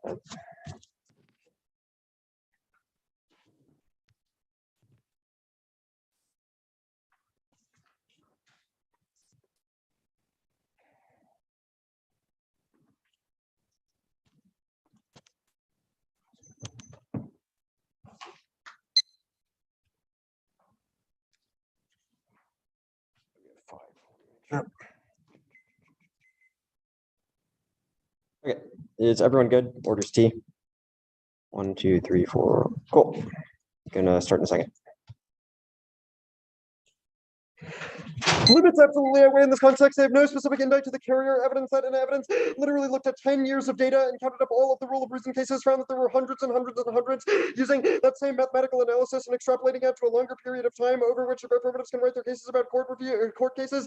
There's over 1,000 rule of reason cases that are exactly like this affirmative. You could just pick some case or concept where the courts did a rule of reason analysis, then decided that the activity was pro-competitive and therefore not illegal, but that it's still under the scope of antitrust because it was evaluated by the courts under a competition analysis in the first place. Our interpretation says that the affirmative has to explicitly exclude activity that cannot even reach the stage of competition analysis or the rule of reason analysis in the first place. The Sagers evidence and all of the violation evidence which goes dropped, Newman and Hilton, set a clear bright line that even if an activity is deemed illegal under the antitrust laws, it still might be within the scope of the antitrust laws because judges were willing to hear reasons about whether it was pro-competitive or anti-competitive in the first place. That is not true for certain sectors like that's not true for certain sectors like telecommunications, some parts of banking, and farmer cooperatives, in which if you bring a suit, other federal laws will literally stop the judges from doing the analysis in the first place. Our limits impact outweighs. They have considered is the only thing critical to debate because they have not made a functional limits argument flagged in the 1NR is not in the 2AC, so they do not get to go for it. And insofar as it is true, the fact that they explode limits means that the negative can never keep up. Even if there are technically functional limits or still things we can say based on the 1IR, we have to tailor them to every single specific affirmative, which is impossible when there's an infinite number of them. So the negative will always be behind. It outweighs their precision, evidence, and context because for the most part, they have kind of ignored the key narrative of this topicality violation, which is the definition of expand the scope, not a whole slew of other words in the topic like competition, which wasn't even in the topic, the word prohibit, which we answered by pointing out it is not relevant to RT violation and it cannot be a reason they meet RT violation, etc., etc. How on earth can they win that their interpretation of the topic is more precise when it is based on a confluence of definitions that have nothing to do with our analysis of expand the scope? It also makes no sense because their interp essentially means you only have to do the first half of the resolution. If that were true, the more predictable, precise resolution would have just been to write the first half of it without the latter half, which makes no sense. Line by line, they said, you meet their interpretation, consequently the Newman and Hilton evidence above. You cannot use the commerce argument as a we meet because that is not what it's used in regular jurisprudence. For example, in this case, they have no evidence that says justices decided that the dynamic price fixing thing is not commerce, and that's why no, they decided it was pro-competitive, which means it's a clear bright line. They have no evidence to say this. They said current affirmatives under the exemption can make a bunch of subsets arguments. This is absolutely irrelevant. Yes, they're correct that there might be some exemptions apps who say that we limit the exemption instead of totally get rid of the exemption, but insofar as the affirmative is still about farmer cooperatives, which is an exemption, you get your farmer cooperatives neg and just have to cut link cards that say whatever they do to farmer cooperatives is mean. And that might be true for every app, but it is way better under the negative interp when we are constrained to like 40 areas that we can research, which is a pretty upper bound, whereas they create literally 1,000. That also answers their no limits argument. They said that our thing is too much to limit, which they read the AMC evidence. This makes absolutely no sense. This is in the context of the Antitrust Modernization Commission asking experts for their opinions on different of the immunities. They said that that process would take too long because obviously all of the 40 immunities have people who have been sitting in their basement for decades writing about them, which proves that it's more of a good enough topic to debate. But there's no reason that that is true for only this parts of antitrust that have to do with immunities and not the literal 1,000 other parts of antitrust, which means that yes, there might be a lot of research to do under our interp, but insofar as it's terminally less than the apps, we obviously have a massive amount of offense because 40 cases is better than literally 1,000, which is an argument they've conceded. They said the we meet argument, they've conceded that our plain text in a vacuum argument, which is that they do not meet and it cannot be a reason they meet because even if they try to spin a plain text in a vacuum, even if they try to spin a plain text in a vacuum argument, our interpretation proves that prohibits cannot mean expand the scope in this context because their prohibition does not get rid of an exemption. They said all prohibitions expand the scope, drop several indites. One is we read a dictionary definition of prohibit, which says it just means to create a law that is a better interpretation of the topic, that is more precise and predictable, because their interp would mean the first half of the resolution is the same as the back half, which is not how anyone would read any sentence. Makes absolutely no sense. They said contrived definitions are bad. We read two pieces of evidence that say the Sagers guy writing this book literally cited 300 experts and had them all involved in the process of writing the book. The Google Scholar indictment makes absolutely no sense. Yes, they might have found one thing on Google Scholar that said it was cited by a few people. Obviously, that might be true for a lot of obscure antitrust things, but our argument is that it is cited widely within antitrust jurisprudence, even if not in general scholarship,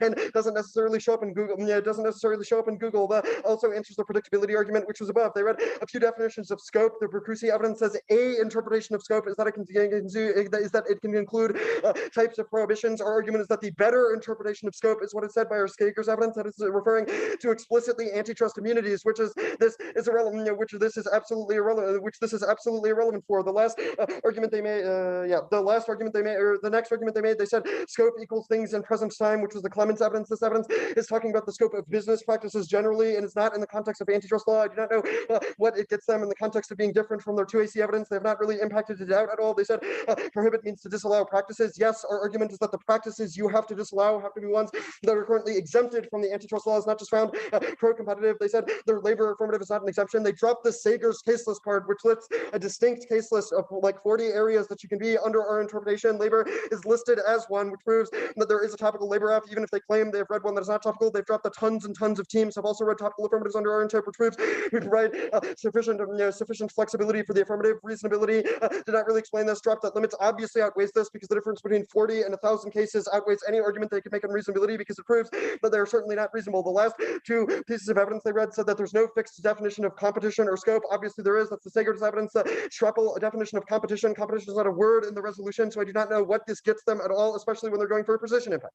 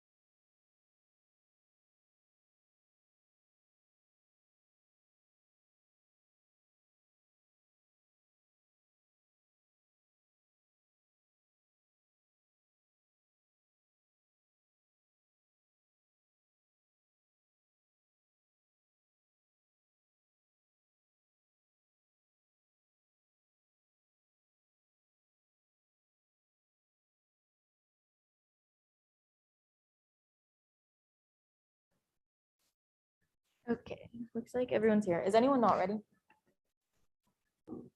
Okay, great.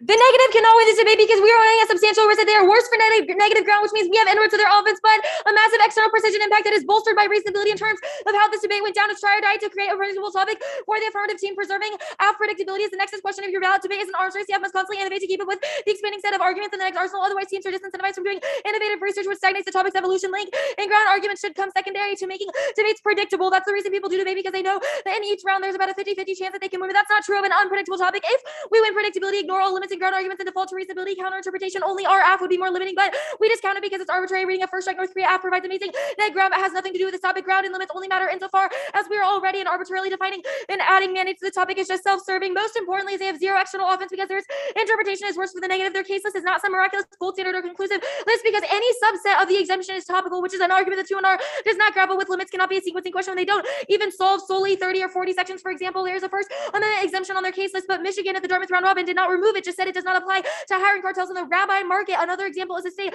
exemption. Northwestern read an affirmative that didn't remove it, but rather just said it doesn't apply unless certain approval was given. That means that each thing on the list is more than 10 AFs, not a single AF, which destroys their limits argument because their case list is actually 40 affirmatives times some. The commission they are citing said that it's too much to research, not about 40 cases, but tons of subsets of those cases. The negative is tearing the topic to shreds. They have a 56% win rate because regs states and Cap K are practically impossible to be without reducing your affirmative to oblivion in terms of solvency and impacts. Being neg on the topic is not hard. It was so difficult in the topic committee meeting to reason why antitrust was key in the resolution. How we didn't even touch on the state's counterplan. This is played out in the season with the antitrust pick taking out new AFs that would generally be good. Functional limits was sub 0.3 in the 2AC. Politics, agency trade updates, the antitrust pick state's counterplan, Cap K solvency advocates create an egg bias topic is a line from the 2AC. You should have responded to this instead of discounting it. We spent weeks researching one of the most relevant debates regarding pharmaceutical monopolies, big ads monopolies, but none of these AFs have a reason why antitrust is preferable to regulation. If an AF does beat the counterplan, it falls prey to the Cap K, which is one of the most power generics the community has seen in years. In response to every AF, and since COVID, the evidence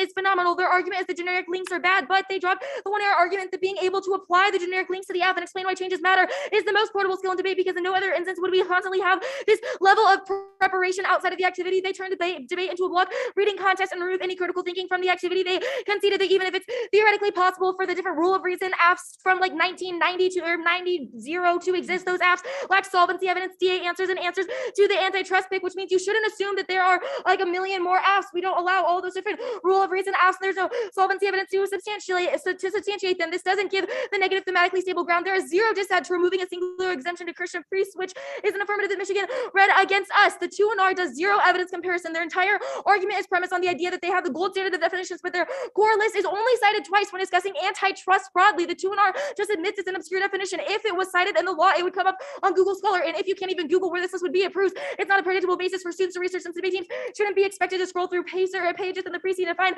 out what the negative hopes debates will look like for the year. Our Bukharski evidence is far better than theirs and actually defines the scope index used broadly in competition law, which proves theirs has zero intent to exclude, since different scholars disagree on how these terms should be defined. The ZAC evidence says the scope index is the real gold standard. It is the most comprehensive and current index of the scope of competition laws, and it is used in cross-country and international antitrust research. Expand the scope does not change the context of this debate. One, we define both terms independently. Those words are not connected by a hyphen or defined conclusively as the same thing in every sentence. Their evidence just uses expand the scope in one instance. Two, they link to this argument too. Not a single 1NC card defines the entire term. 1NC Cambridge Dictionary is a one-off definition of scope. The Cruz evidence is citing the handbook that is only cited twice in antitrust law and doesn't define expand the scope, but solely scope. Then the 1NC Newman evidence is defined beyond the scope, not expand the scope. And their evidence is not cited widely in antitrust jurisprudence. I answer that above all of their prototypes of Sager are Sager himself saying this is good, which is obviously self-serving. It comes from the guy who writes the exemptions list. Limits do not outweigh. We have substantial defense, and they dropped substance crowd out from the 1AR and only responded to the competition and antitrust pieces of evidence read. Competing interpretations are bad. They incentivize going for T to crowd out substance because 1ACs have no T section, so the negative gets an extra speech. Block time allocation with no 1AC means they will always outtime us, and the cool of limits means the neg will always win on offense defense. This prevents substantive research, incentivizes lazy debating, and encourages debaters to fill the block with a large number of generics rather than topic-specific arguments because they can prevent the 2AC and 1AR from getting offense on T. They will constantly move the goalpost and use T as a time skew in order if offense is required, because we can't weigh the 1AC against it like we can against a terrible dissent, so our offense has to start in the 2AC and 1AR. The 1AR evidence is relevant. Just because it doesn't define scope or expand does not mean that it's not relevant for the debate. We have evidence from antitrust scholars that establish in the world of antitrust there is no consensus on what terms or bound means. There's no coherent set of lists to default to reasonability. View T as would the neg inter be debatable. The neg on this topic is outstanding, and they had searched by specific evidence. The captain is an overpowered generic on a topic with limited app research for broader definitions and trust that solvency advocates will check anything else else decimates research? Yeah. The Avdog is sent.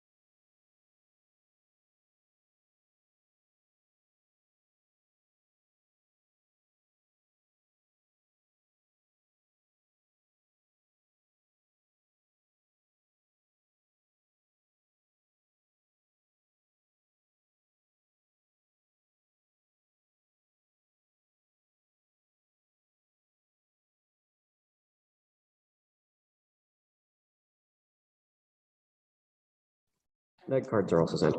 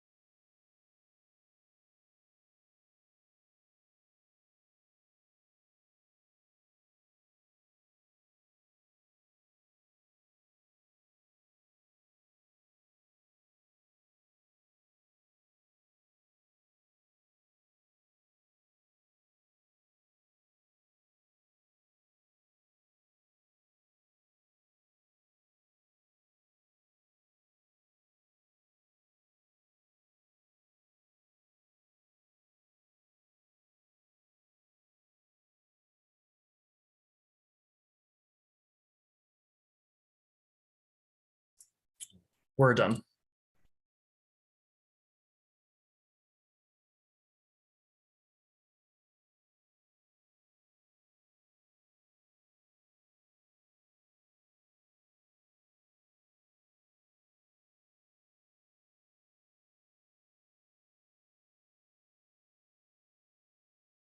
I would just give it a sec. I think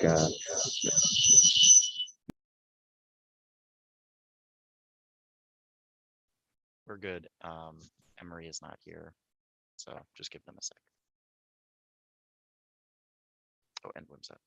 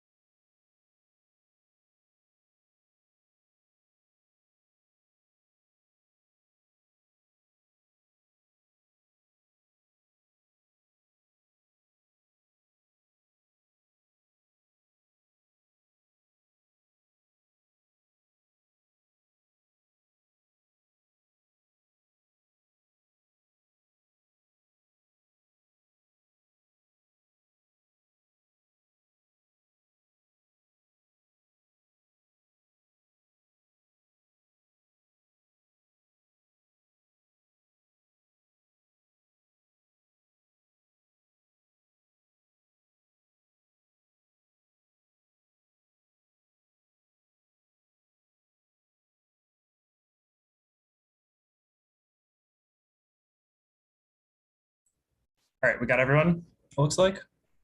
Okay.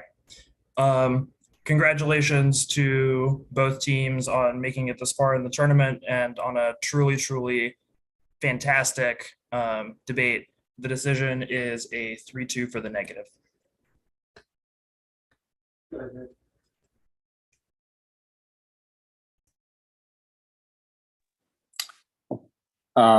I was one of the ones who sat. Emory, if you want me to say why I think you won, I will do that. Just let me know.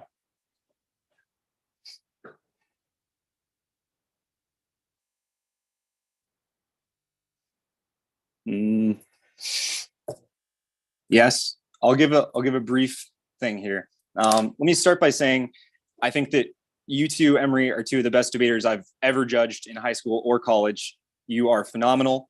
AU winning the top speaker award is absolutely deserved. It is incredible. It's a milestone. I think you guys have an enormous amount to be proud of.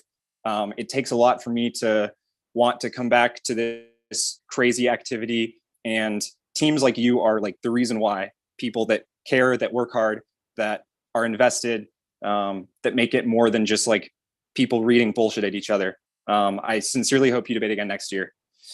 I will start by saying I have not judged a lot of antitrust debates. The minutia of a lot of this is lost on me. I am also not a really good judge for T. I might have some higher expectations for neg teams than other judges. I'm not Bricker. I think that the neg needs to win an impact calc thing that decisively outweighs AF reasonability and substance crowd out arguments. I do not think it is a binary yes or no and any risk that the neg interpretation is more topical auto neg. I think that the neg is pretty severely lacking on some of this impact stuff. I'm voting AF because I don't think they make the topic unworkable. I think the AF's interpretations, while broad, are reasonable enough, and they have enough defense to get under my threshold to justify T as punishment. I think the neg debating on the granularity of this, like the specific minutia, is phenomenal. I think that it is lacking impacts and an answer to reasonability and substance crowd out that is significant in the 2NR. I think like you have this 15-second blurb about limits at the top of the speech. You don't say why limits turn the thing they're trying to go for, which is precision. You don't really talk about why competing interpretations as a model is important, why if the direction arrow is like 1% neg, I have to vote neg. The impact stuff was, like I said, was very light. I want an explicit, you need to look at T as offense or defense. If our offense outweighs, that is the debate. I think a lot of people assume that that is an implicit thing that judges consider T by. I do not think it should be. I do not think it should be automatic. I think that you certainly did not reach my threshold of impact calculus debating. I think that the competing interpretations good thing is like not really talked about nearly enough by the negative. I want explicit, like, punishment is the only corrective. They must lose. What they did was completely unworkable. I did not think you rose to that threshold because the 1AR said competing interpretations are bad. The 1AR extended a reasonability argument. The 1AR and 2AC both certainly said this functional limits thing that you keep accusing them of not saying. Like the thing was bulleted as neg bias, but like the argument in the 2AC included many examples of negative arguments that would stop them from reading like one of the cases that you can find on Westlaw or whatever. I'm very persuaded by substance crowd out. I think that my threshold for voting on T should be very high because I think that T is easier to go for than a substantive strategy. And I think substantive strategies are way better for debate. And I think that a too low threshold for voting on T makes an escape hatch for teams to not have to debate about the substance, which is like pretty important for why we're all here. I do think that the AF said functional limits. I think the 2AC said that. I think the 1AR said that. I think the 1AR and the 2AR mentioned that like not all of them would have solvency advocates. There would be a lack of DAs. There would be some process counterplans that would mitigate against them. I think it's weird that the negative doesn't answer the precision thing that the AF is going for either, because like, I don't necessarily know why the AF has a better internal link into precision, but the AF's impact debating is way better than the neg's impact debating. It's like, that should never happen in a T debate. The neg should never, after the last two speeches, limits should never be outweighed by anything. Like, limits outweigh precision is an argument that I believe in my soul to be true, but I was not convinced by that in this debate. And since I'm kind of like iffy, not 100% on like where to go in the precision, like your card's the gold standard. No, it's not because it's cited by like whatever. I think that was all like missing the forest for the trees on the next part. I think the neg is so focused on the details of like, we're right about the cards that they missed. Like, we're right about the impact and the model of topicality and like competing interpretations versus reasonability, substance crowd out, etc. And I will qualify all of that by saying the AF angle is a tough one here, because you are going for limits explosion inevitable, the top, like, which is a rough way to go when you're the AF. It is rough to say the topic is going to be huge regardless, because the neg can very easily just be like, hey, like, you're saying the topic's going to be enormous.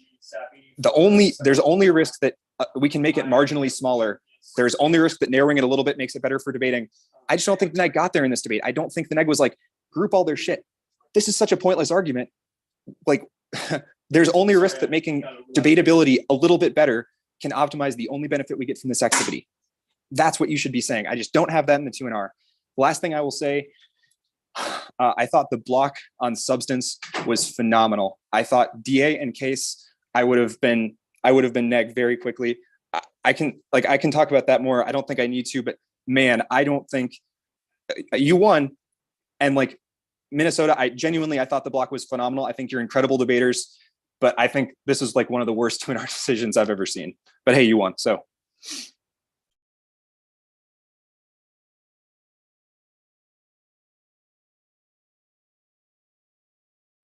I was the other judge who sat. I agree with most of what Dan said. First, Emory, want to echo, y'all are incredible. I enjoyed debating y'all last year. It was super fun judging you this year, like always doing something a little innovative, a little fun, and just killing it what you do as well.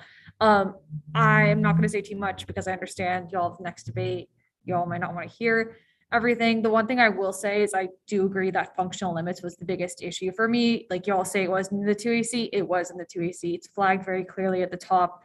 Of the 1AR, I think Grace's explanation, especially in the 2AR, just like look at how good all of these positions are, is like good, logical, and to the point where there's like a very low potential for limits offense. I'm pretty persuaded by like precision, protect the affirmative, that sort of stuff.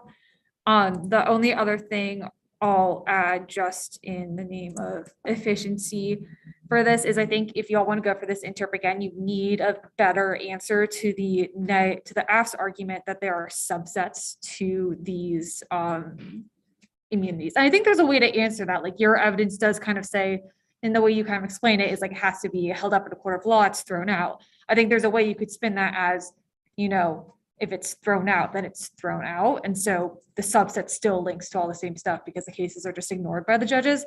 But that wasn't really a huge part of the 2NR. I think they've kicked back against it. I agree, you just need to be doing more impact calculus. Like I control F to like predictability and precision in the 2NR, it's just not, it was there maybe twice. I think that's kind of where you lose in this debate. So just more on the impact calc, because the things you're doing on like limits are necessary is fantastic. None of it's just comparative, which makes it hard for me to like vote for you when there's a high risk of defense to the offense you're bound for.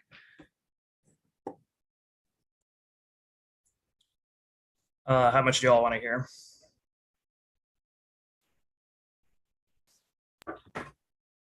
Sorry, I think Sorry,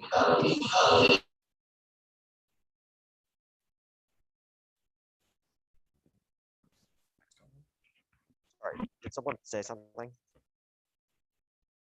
Hello? One of the judges asked a question. Yes, I asked how much do you want to hear? Oh, okay. I personally would prefer the full decision, but if Emory does not, then Would you like a short version? full decision fine. Full decision's fine? Okay, Sorry, the mic is weird. yes. What'd you say? Can you just give a thumbs up, Emory, if you, yes, full decision? Thumbs up, thumbs down, or chat it. Yeah, sorry, I just.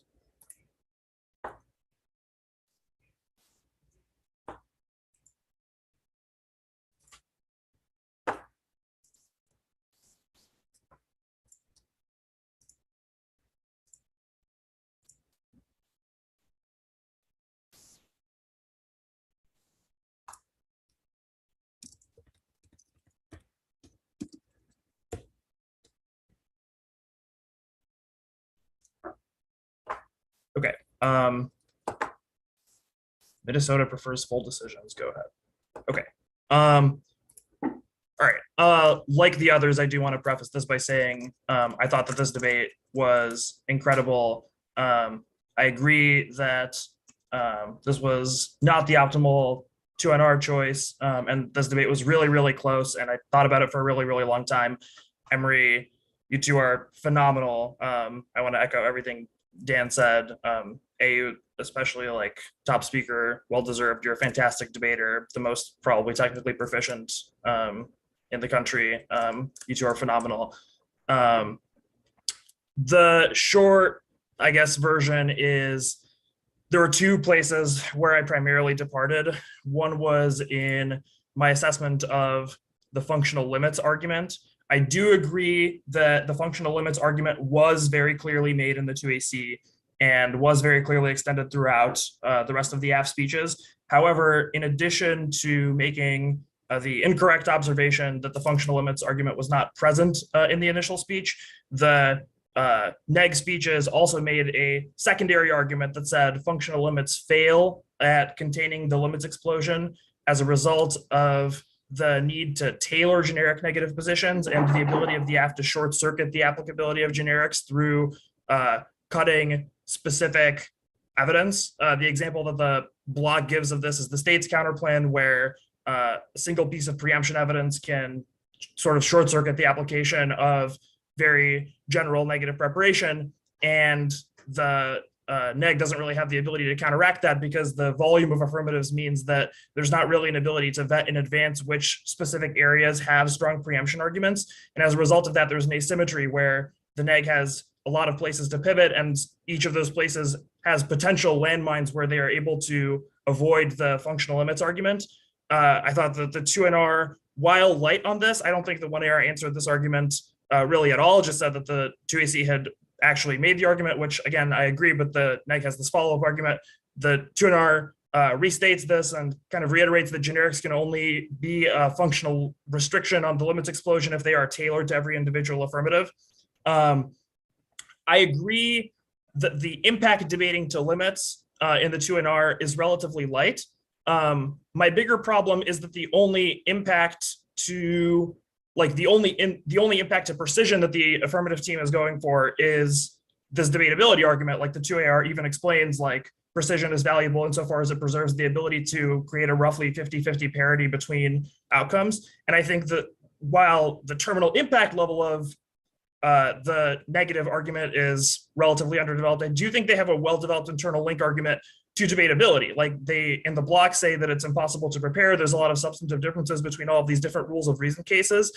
Like at bottom, it is true that the 2NR could have used more just like vivid description of like what the concrete problems with a topic in which there are thousands of different cases that are disconnected from each other and impossible to prepare for in a unitary fashion is. But like, man, the magnitude of the internal link is just so large in my mind. Like, there is some affirmative mitigation additionally from this argument that says that there are subsets to the subsets, but I do think that the neg did have an adequate response to that, which was just like the section of the 2NR where he's talking about, like, yeah, there are people who are sitting there in their basements, like going deep on these exemptions back and forth, but that's also true of the rest of the rule of reason cases. So even to the extent that there are subsets of the subsets in the neg case list, that's equally a limits explosion magnifier to the other side's argument, because there could be carve-outs to the rule of reason holdings, there could be partial overturnings. The Amex app is an example of this, although, you know, that's something that the negative should have brought up. But like, that was a distinction that the 2NR pretty clearly made. It was made in an unconventional place. Like, they did it weirdly underneath the We Meet debate.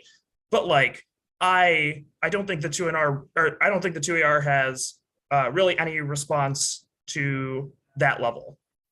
I also think that there is a risk of an internal link turn to precision. The word precision is not said very many times by the 2NR. And this also randomly happened underneath the We Meet debate, kind of before going to the counterinterpretation. So it is possible that parts of this were, you know, a result of the neg doing this in kind of a weird order, but there are several arguments that the neg has to prefer the precision of their interpretation. One was Sager citing a bunch of experts and being published by the ABA, which is the Cruz evidence. The 2AR re-raises by saying Sagers is the one pro-dating Sagers. This is sort of true in the sense that like the Cruise publication that is pro-dating Sagers is like affiliated with Sagers because it's all part of the same ABA publication process. The 2AR implication is that this is self-serving, and I guess in a sense this is true, but I'm not sure if the implication is that the Cruise card is like lying about the fact that they consulted experts. I don't think that the AF argument rises to this notion. Like, of course, they're engaging in self-promotion, but I don't think that invalidates the like factual premise of what the negative evidence says. The AF's interpretation, or the AF has their own piece of evidence, which is the Zach et al. 20 evidence, which describes Bradford and Chilton as the most comprehensive and current index of competition laws. And while that is not answered on point by the 2NR, there are sort of cards going in both directions that say there is a baseline predictability threshold that is crossed by this because there's a lot of experts in the field who agree with this. There's a Google Scholar indent, which says Sagers is not cited by very many people. The 2NR answers this by saying it's not about citations on Google Scholar, it's about citations in jurisprudence, which is a distinction the 2AR does not respond to. The bigger tiebreaker for me is resolutional context, which I think is a debate that the negative is much more ahead on. The AF has a resolutional context argument that says because the terms are not connected by a hyphen, they should be interpreted separately rather than jointly.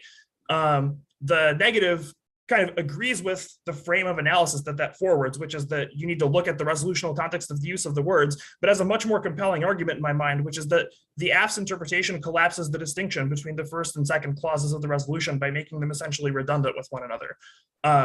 I don't have an answer to that argument in any affirmative speech. I think if it is the case that scope implies increases in prohibitions, I don't know what the difference is between the part of the resolution that says increase prohibitions and the part of the resolution that says expand the scope. The 2NR says that if I care the most about precision, I should vote for the negative interpretation because the way more precise way to have written the resolution, if your interpretation of those words was true, would have been to simply write the first part of the resolution that says increase prohibitions on anti-competitive business practices. Don't have a 2AR response to that.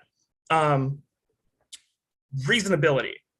I think I am sympathetic to a lot of the arguments that the 2AR is advancing here, and I agree that this was definitely a weak point in the 2NR. I'm less kind of ex ante opposed to competing interpretations and topicality debates than it sounds like Dan is. But the bigger issue for me is just like, as explained in the 2AC and 1AR, there is certainly a substance crowd out argument. But the kind of bottom level implication was just like reasonability should prevail in a world in which there's not a decisive internal link to debatability. And for all the reasons that I said above, I do think that there is an internal link to debatability because they have turned the AF's argument for why their interpretation is more precise, which the AF has said is vital for debatability, and because I think 1,000 cases with subsets is significantly and materially less debatable and less conducive to a balanced topic than 1,000 plus cases also potentially with subsets. So that's kind of where I'm at. I'll let the other people go.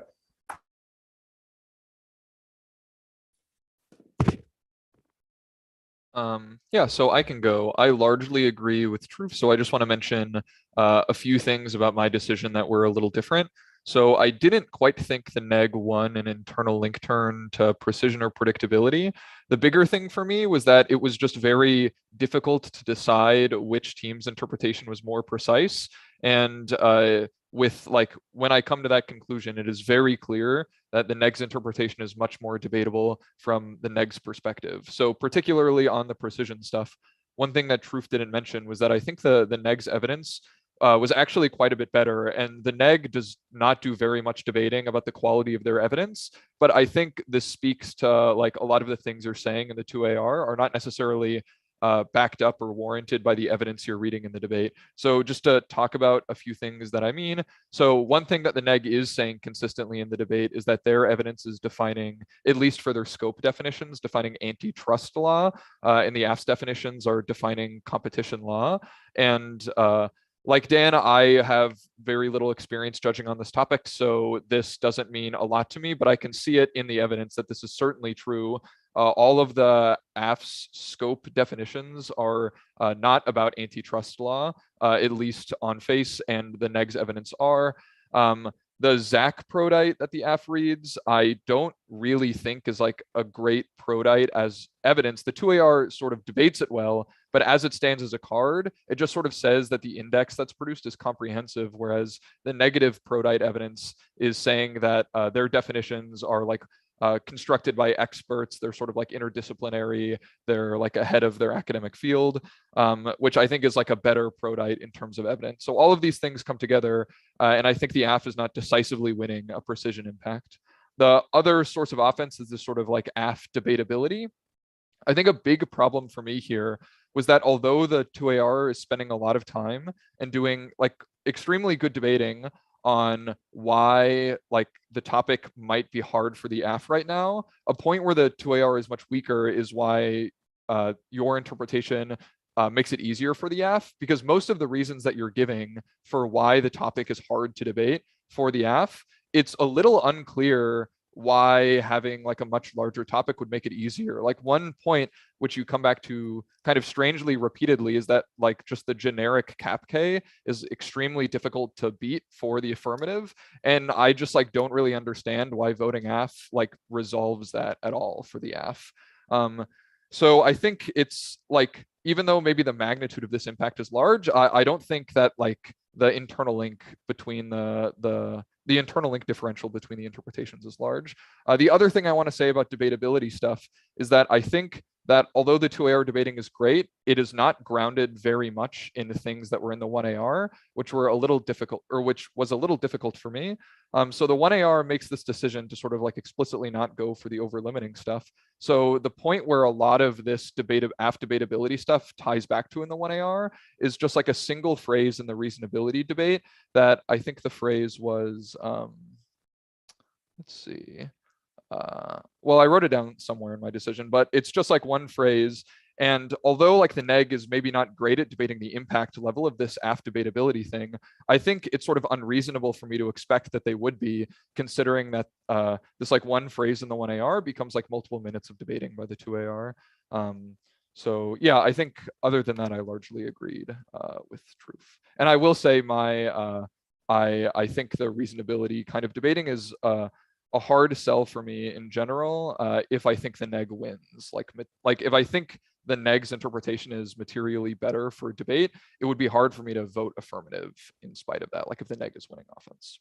But yeah.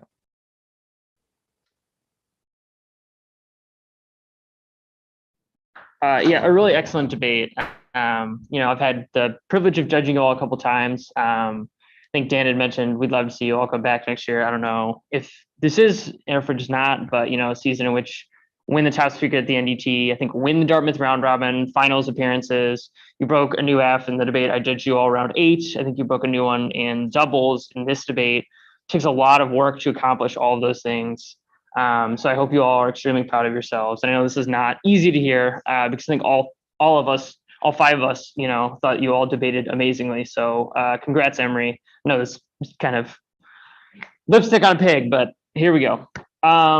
I guess in terms of big picture stuff, I think that a lot of how Dan kind of led off framing in terms of what the debate comes down to, like the AF has kind of banked the debate on essentially, limits are screwed and some of these other things. And I think for me, that puts the AF in a little bit of a tight spot. So like, I guess I'll start with kind of more of a macro level view. I think that, again, the AF is some really, really good debating, but it feels like a lot of catch up from the AF because there's not a ton of discussion of like either their particular AF in the plan or like, the wit around price searching, or even like the interpretation and what debates under the AF's interp kind of look like. And so I think the AF at the end of the debate kind of has a lot of these pieces to take down T by various cuts. But for me, I kind of have trouble reconciling some of these arguments or putting together a kind of coherent AF story around them. So again, 1AR, 2AR are incredible and have a lot of good arguments, and they really minimize some points of neg offense, but I struggle to think about what it means to kind of vote AF. T debates, obviously, as Dan kind of alluded to, can be decided in ways that are not just traditional risk framing. But I think you all kind of really are hinging on that. And so what I spend the most time kind of thinking about, I do resolve a lot of stuff, but the closest I think, and what would have been the AF ballot, I think honestly just would have been reasonability. And that does give me a lot of pause because I do think the neg, like pretty banking on just like essentially the decision that Hegna just gave of like, if you think we're right about all this stuff and you're scared about limits, you vote neg. So do I think that the AF has just cut down the neg's offense enough and I just clock in our reasonability? I do not.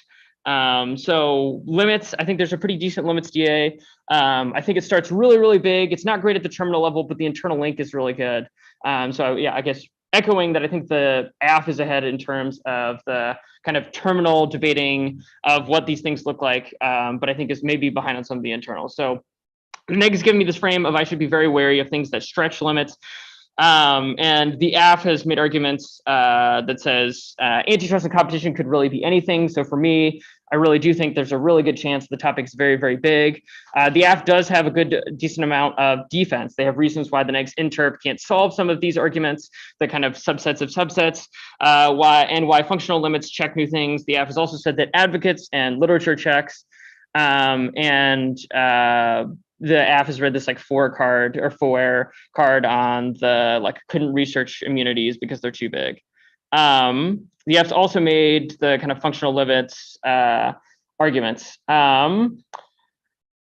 So I end up thinking that first, in terms of why the negs interp can't solve, I kind of am not totally sure why this also doesn't apply to the AF and why essentially, you know, basically what True was saying in terms of like Amex or other decisions, there would be subsets of just all these various court cases. So that doesn't just apply to immunities. So I think that the topic is generally really, really, really big. I do think that the AF has made arguments that amount to functional limits. I don't think it's, you know, it's described that way in either the 2AC or the 1AR, but I think the neg just has to answer the warrant and not be like, I didn't hear functional limits, therefore no functional limits argument. However, the neg has given me kind of a frame for how I should think about some of those arguments. So they've talked about why, even if it's not like the easiest to find links to the 40 immunities, you are at least able to somewhat limit things down by just having, you know, 40 sets of links instead of like link files for thousands. And it's also kind of given me reasons why the CAPK and some of these other arguments don't just kind of overdetermine everything. And the neg is given the reasons why in the world of like the CAPK or the state's counterplan, there are arguments like preemption or AF-specific arguments that are able to take down those so the generic links kind of don't apply, which is why you need the specific links for each one of them. And I'm not totally sure why either the CAPK or the state's counterplan are just so good that they'll win against these like 1,000 new AFs. And given the kind of discussion of like antitrust can mean anything, and there's all of these AFs, like even within immunities, I don't really think that advocates or literature check because I think there's just lots and lots of law review articles for all of these AFs. I do think the neg has given me a clear list of affirmatives, like a case list that I should kind of look to in terms of topical AFs. I don't really have that from the AF. I think if the AF gives me either like a push in terms of like with reasonability, like we meet or something like that, or a reason why their interpretation is better in terms of a case list and over limiting, because I do think that this neg's interpretation is over limiting in a lot of ways. I don't think there's any like tech platforms apps on this. I don't think you can do anything with the consumer welfare standard. So I do think there's a lot of room for offense, but then I go to the precision debate. The neg's got their like sets of experts, Sagers and the ABA stuff. The AF has the Bradford and Chilton stuff. I think I'm probably closer to Hegna than Truve in terms of like, I don't think I'm net neg on precision. Like, I don't think they quite win an internal link term, but I don't think it's a big enough thing for the AF that I'm kind of fully leaning AF there, because I think that the reason that I would kind of agree with Hegna in terms of the cards that the neg has read, I think they're better in terms of being precise on scope. I think that the AF has cards that are like, this is what prohibitions are. And then you have prodites that are like Bradford and Chilton have the most comprehensive thing. in terms of like understanding what competition looks like and what it means to prohibit something, but I don't think that really gets to the scope question. Like there's lines about the scope index, but I think that your cards about scope are just from like other court decisions and are not from the things that you've really done pro dates on. So maybe I'm just missing where Bradford and Chilton talk about scope, or I'm just off on that, but that was kind of how I saw the precision stuff. So maybe I'm slightly AF, but I just don't think there's a ton going for the AF in terms of precision.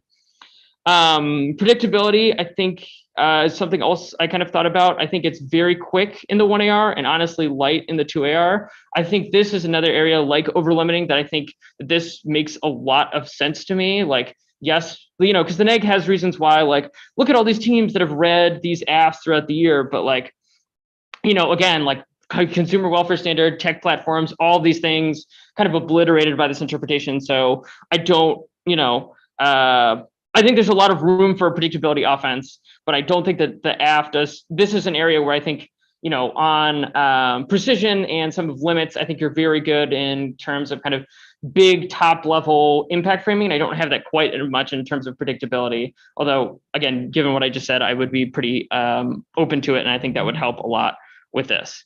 Well, what was I saying here? Yeah, I think also this is another area where like the caseless thing or like what your interpretation looks like would help a lot. Like, here are good AFs. This is why you get the cap K, et cetera. We can have debates over the consumer welfare standard. We can have tech AFs, et cetera. Because I don't have the AF super impacting this out beyond the extrapolation from the like counter interpretation, only RF is topical. I just kind of had it as like a footnote to that. Reasonability, again, this is where I spend a lot of time, and this might be something where it's like, Hegna and I are kind of more, converse to Dan or something like this, but the AFIB has made arguments about T crowding up substance. The negs frame around reasonability is just, we're starting with 40 AFs versus this kind of 1,000. You should not risk it. I think if the AF, again, has some big push, either why their AF is good, because, either your discussion of just the specific AF, the case list, your interpretation, any of that kind of gets lost. And so it's just really like a question of like, not totally T-bad, but like a little bit like we shouldn't waste time on this, which I think you need to win a bigger internal link to precision or some reason why their interpretation is bad. So if I thought you were bigger on precision or one like an over-limiting or predictability claim, I think that would help a bit, but just generally the frame of substance crowd out is a harder sell for me. I'm happy to answer more questions or concerns, but I'll stop rambling now.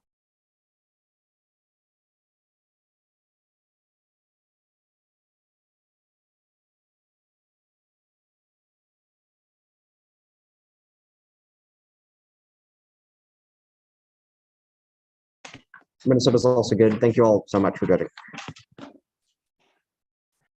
Thanks. Good luck.